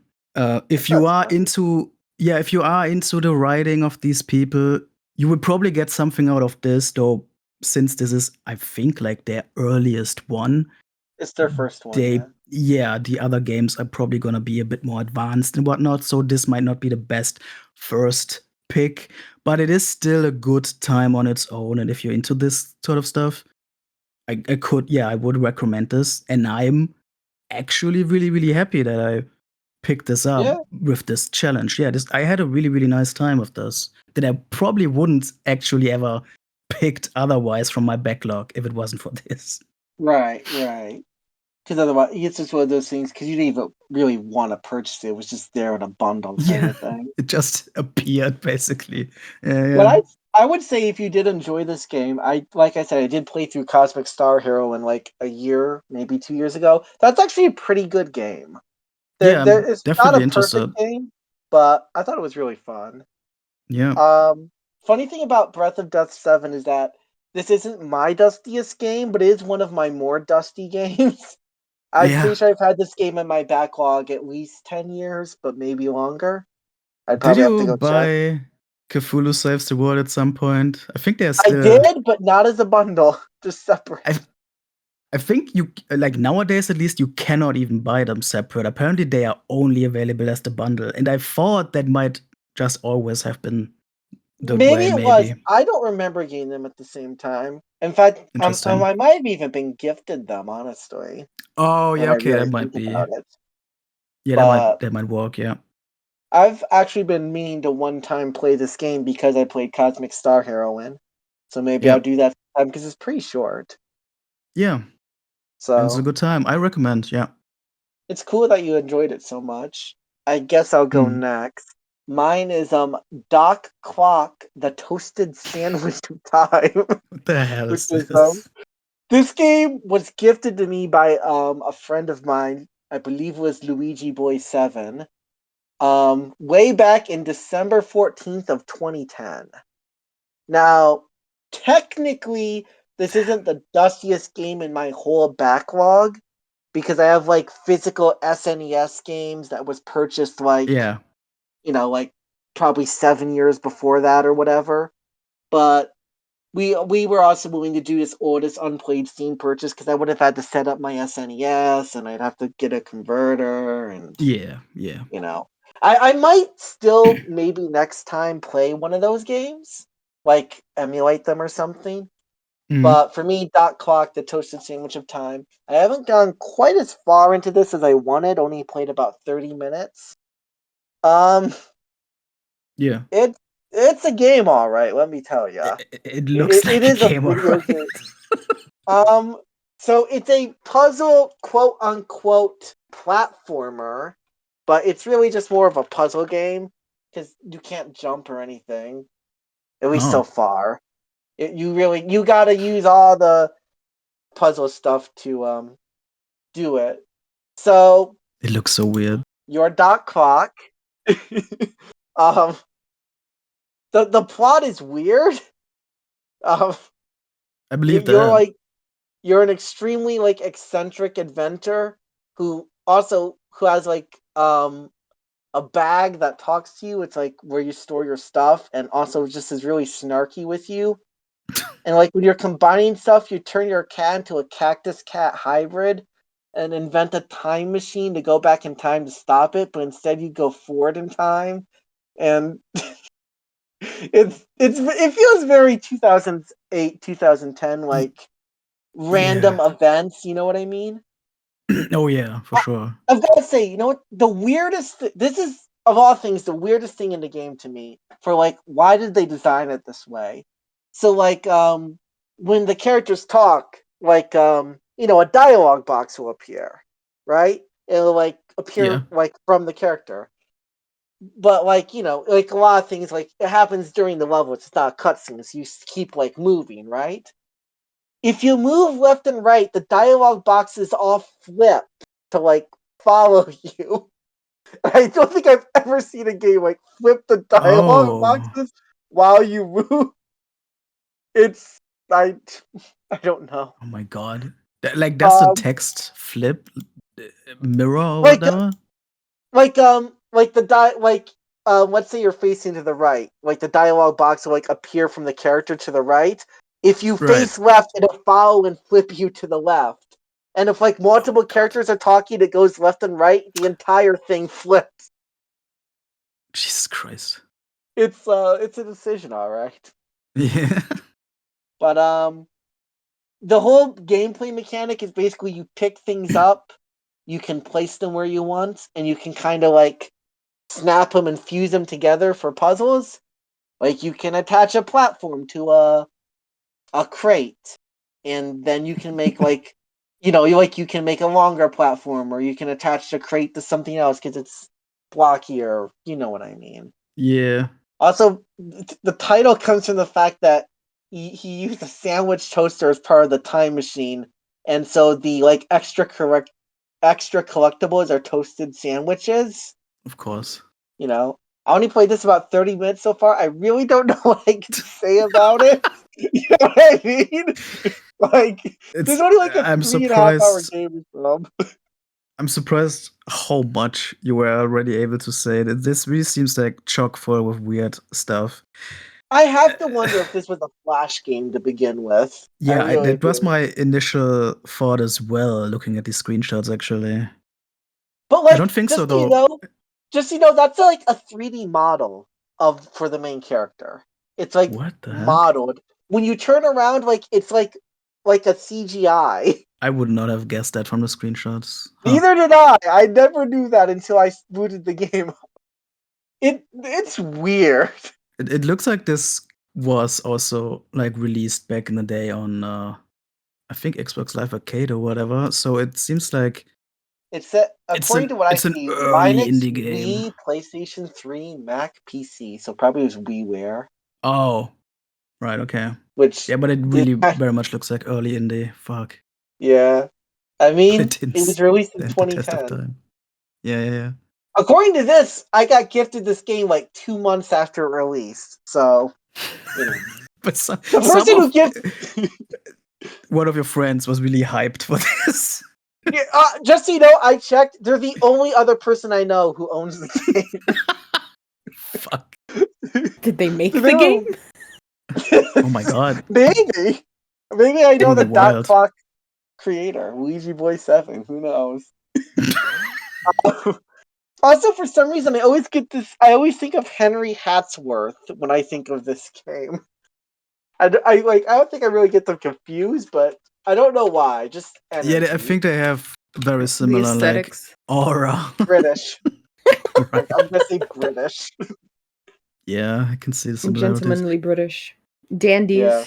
Are you glad to have picked this from your backlog? Honestly, yes, because as weird as it sounds, I would say like every 2 or 3 years I'd like look at this game, I'd be like, oh man, I remember like that weird ass game I got gifted. I should try it sometime. I'll probably try to finish it. Are you actually? It's only like 3.5 hours, and I'm already like 30 minutes in. At that point, like, why not? Yeah.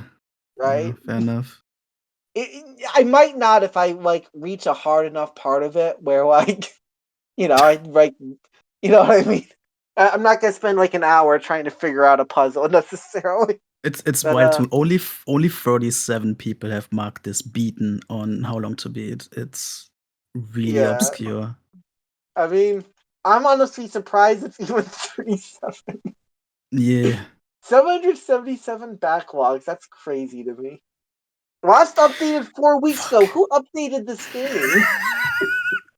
I often wonder about those update logs. Right? Like, I don't know. It's wild. Okay, so we got Dad.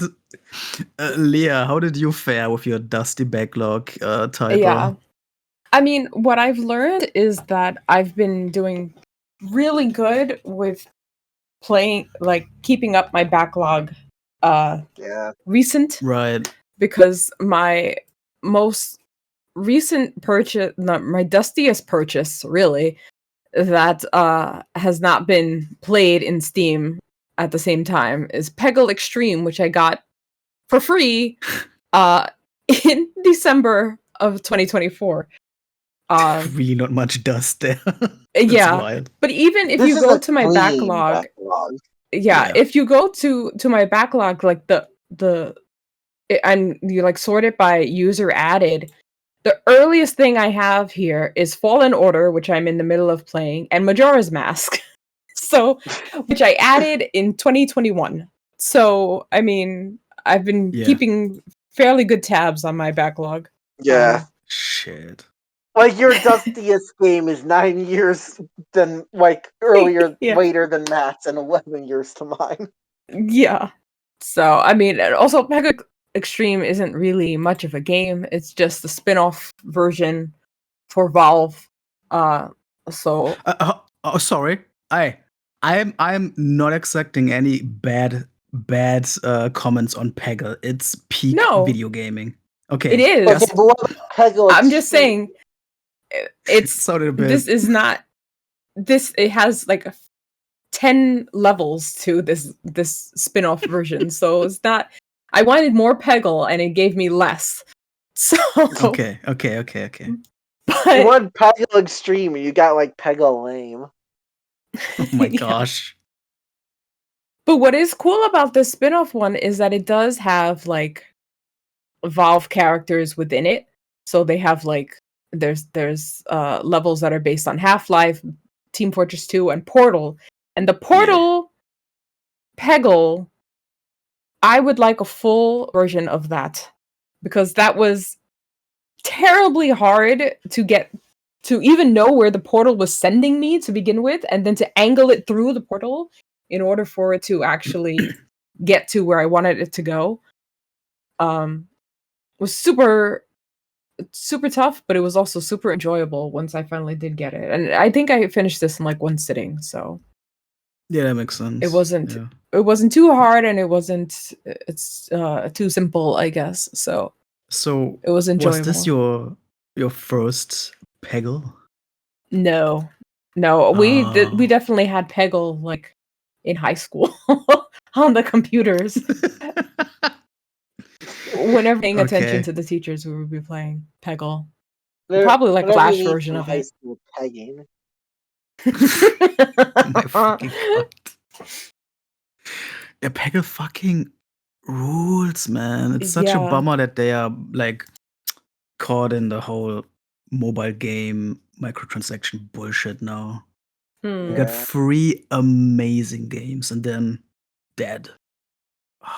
I've heard a lot of good things about Peggle, but I do think that whenever I hear Peggle, the first thing I think of is Peggle 2's reveal, where the guy is like extremely hype about revealing Peggle 2. Yes. And the crowd just doesn't react at all. Yeah. Oh. I reference that so often. Yes. It's so funny. God damn. Dude's like leaping into the airport. Peggle 2 was a console exclusive, right? I forgot about this. Wonder if this is any Those decent. were the weird days. This is why Microsoft is in trouble. They don't have exclusives like Peggle 2 anymore. Oh my god, man. I mean, if Peggle 3 came out as an Xbox exclusive, bam. Free. I mean, I would give a lot. I would pay a lot for a quality Peggle game, I'm gonna say. Now I'm just imagining Peggle 3 is a Switch exclusive. The only other thing that can get Matt to buy a Switch. Oh yeah, maybe. I don't know about that. So, are you glad that you picked this very, very dusty game finally off your backlog after what? 4 or 5 months? I mean, I will replay it, so it was a good time to be had. I'm glad it was. And then we can all bask in the glory of Peggle at the end of the day. Yeah. Yeah. So, are we? I mean, you, Roy, you said you were already planning to do a similar thing for your physical console games, looking at old backlog titles and finally dusting them off. Yeah, that was my original thought. Yeah. I like to when it comes to the backlog, maybe Leah's backlog is too cleaned up for that, to do something like that. But it's one of my favorite things to do and dig down into my backlog to see what forgotten garbage I have purchased in the past. It's like going to a deep library and just picking out something you've never heard of or forgotten about. Yeah, that's fun sometimes. Yeah, that's the wonder of a long backlog. I think with the mindset of having to beat your backlog, it's a burden to have it or whatever. A lot of people go around with that mindset. I think they are missing the point of having this access to this wondrous library of old and new fun. Right. And it's sometimes so surprising to see what you used to plan to play and then completely forgot about. I think I'm definitely gonna do this again in the future. Yeah, I mean, we definitely could. I mean, oh yeah, kind of the other discussion idea we had even kind of in a sense plays into that in a way. But I would say I always kind of treat my backlog as more just like a list of options. I don't really care much about beating it per se. I kind of made like things like a 300 game bucket list for like the games I really, really want to beat at some point, kind of thing. So you may argue that's like my goal to beat. I do feel like sometimes I find it difficult to forget about a game in my backlog in quite the same way you were saying. Just because I really like making things like list about my backlogs and that jogs my memory. Like I have like lists for like every genre, every console, every year. of like games in my backlog kind of thing. Yeah, I did. So Jeez, I have like a lot. Louise. Yeah, I have games in backlog by year, by genre, by whatever. So that tends to remind me. But it is fun when you come across a game and you're like, you know what? I just threw this game in here. Let's just play it. You know what I mean? Yeah. There's also this fun little thing with PC gaming, I guess, especially. I've had experiences on Steam where I was looking at old stuff in my library I've never played before, and they've since like I don't know, the servers shut down or the Steam store is not even open anymore. It's not even available for purchase. Right. And it's kind of like, ooh, we have this little treasure trove of a secret thing that nobody can see again. Let's dig into this little gem of the past and just be bored by a broken game, probably. Finally, I remember, Sonic 06. Okay, yeah. I remember exploring like a dead arena shooter called Wickland a couple of years ago, which hasn't been online at that point for close to a decade.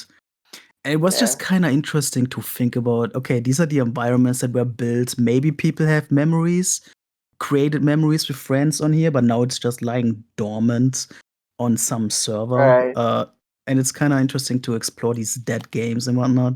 Even that is that's like neat. That's been used for like some horror games, even, I'm pretty sure. True. Like no players online, but that's not really necessarily ideal. True. But I would say when it comes to games like that, Awesome Knots, which was like a little MOBA game I played with my friends, that's the game that reminds me with.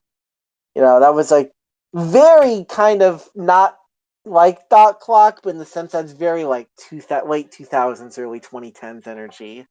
You know what I mean? Yeah. It's that I'm kind looking of at humor, that kind of screenshots. game. Yeah. You know exactly what I mean.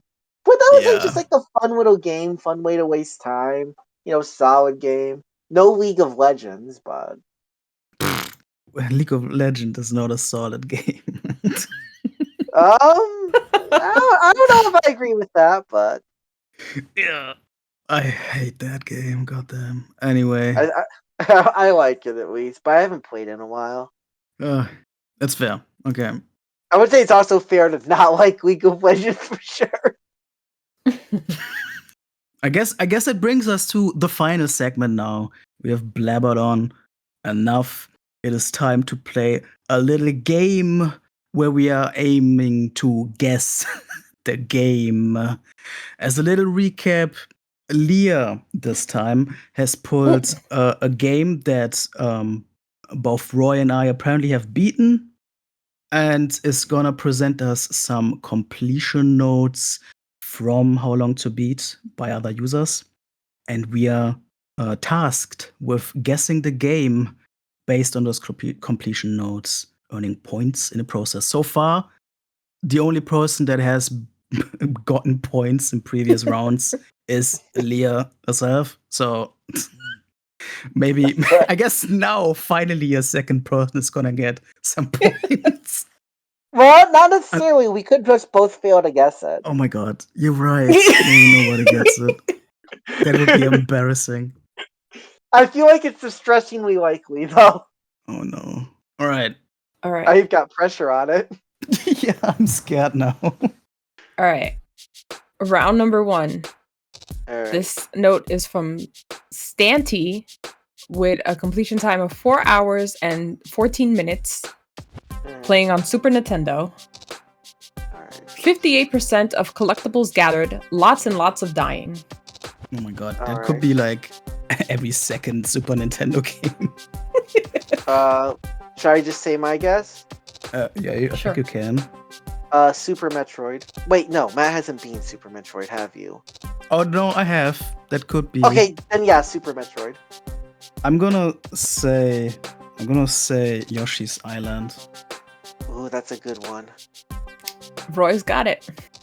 Boom! No, that was Fuck off. You know why it made me think that? Because it says how many collectibles you have at the end of the game. So that's how he has a random ass number like 58%. A lot of games do that. Oh, yeah, but how many are on the Super Nintendo would complete in around 4 hours 14 minutes? How is Super Metroid that short? What the heck?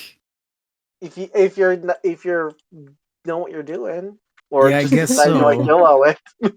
Yeah, that threw me off. I think the 4 hours. It took me 13, and I did look stuff up. Fuck me, man.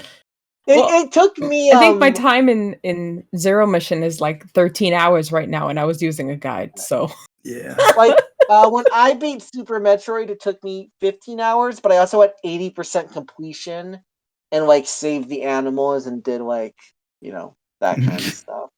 Yeah. I doubt I did much of the collectible stuff. I don't remember. Right. Well, that is what 3 points for Roy. Oh my god, getting out on first note. Jeez, Louise, I cannot believe this. I'm outraged. This is outrageous, unfair. Yeah, the second note that I had was from Sabara, and it said IGT 97% items saved the animals, so that probably would have. Oh, I would okay, yeah. That, yeah. Yeah, that would have helped for sure. God damn. I can't believe this. Yeah, okay, well, I guess I started this episode being frustrated. I'm gonna end it being frustrated. It's a win-win for everybody. Just all the gaming L's. Yeah. Apparently. Fuck. I'm just gonna go back and play Hatris some more. That's gonna pick me up. Oh, you mean Hatris 3D? No, not Hatris 3D. You gotta get through that campaign mode. Power up that hat shop. I think I should just go and join Diallo on the fucking Goose game. What was it? Virtual Goose. Yeah, I gotta get on that. 5.0. Oh my, yeah. Fuck. Okay. Well, I mean, it's all in real time, so every minute you waste here is a minute you're not helping Diallo in Goose game. Yeah, really, we should all rethinking our priorities here. So let's close this off and move on to the Goose servers. Thank you everybody for listening to this epic gaming episode of How Long to Beat, the podcast. Please feel free to leave your comments under, whatever platform you're on, under this video or audio file or whatever. We will make sure to check if there's anything to react to. Whatever. Tell us about your Dustiest backlog games, and if you are planning to get them out of there, that would be interesting. And let us know if you've decided to join Virtual Goose 5.0. Yes. You can join our clan, maybe. Goose clan. It's How Long the Goose. Yeah. Okay. Well, that's it. See you around, and goodbye. Later days. Bye. Fuck me. Oh my god.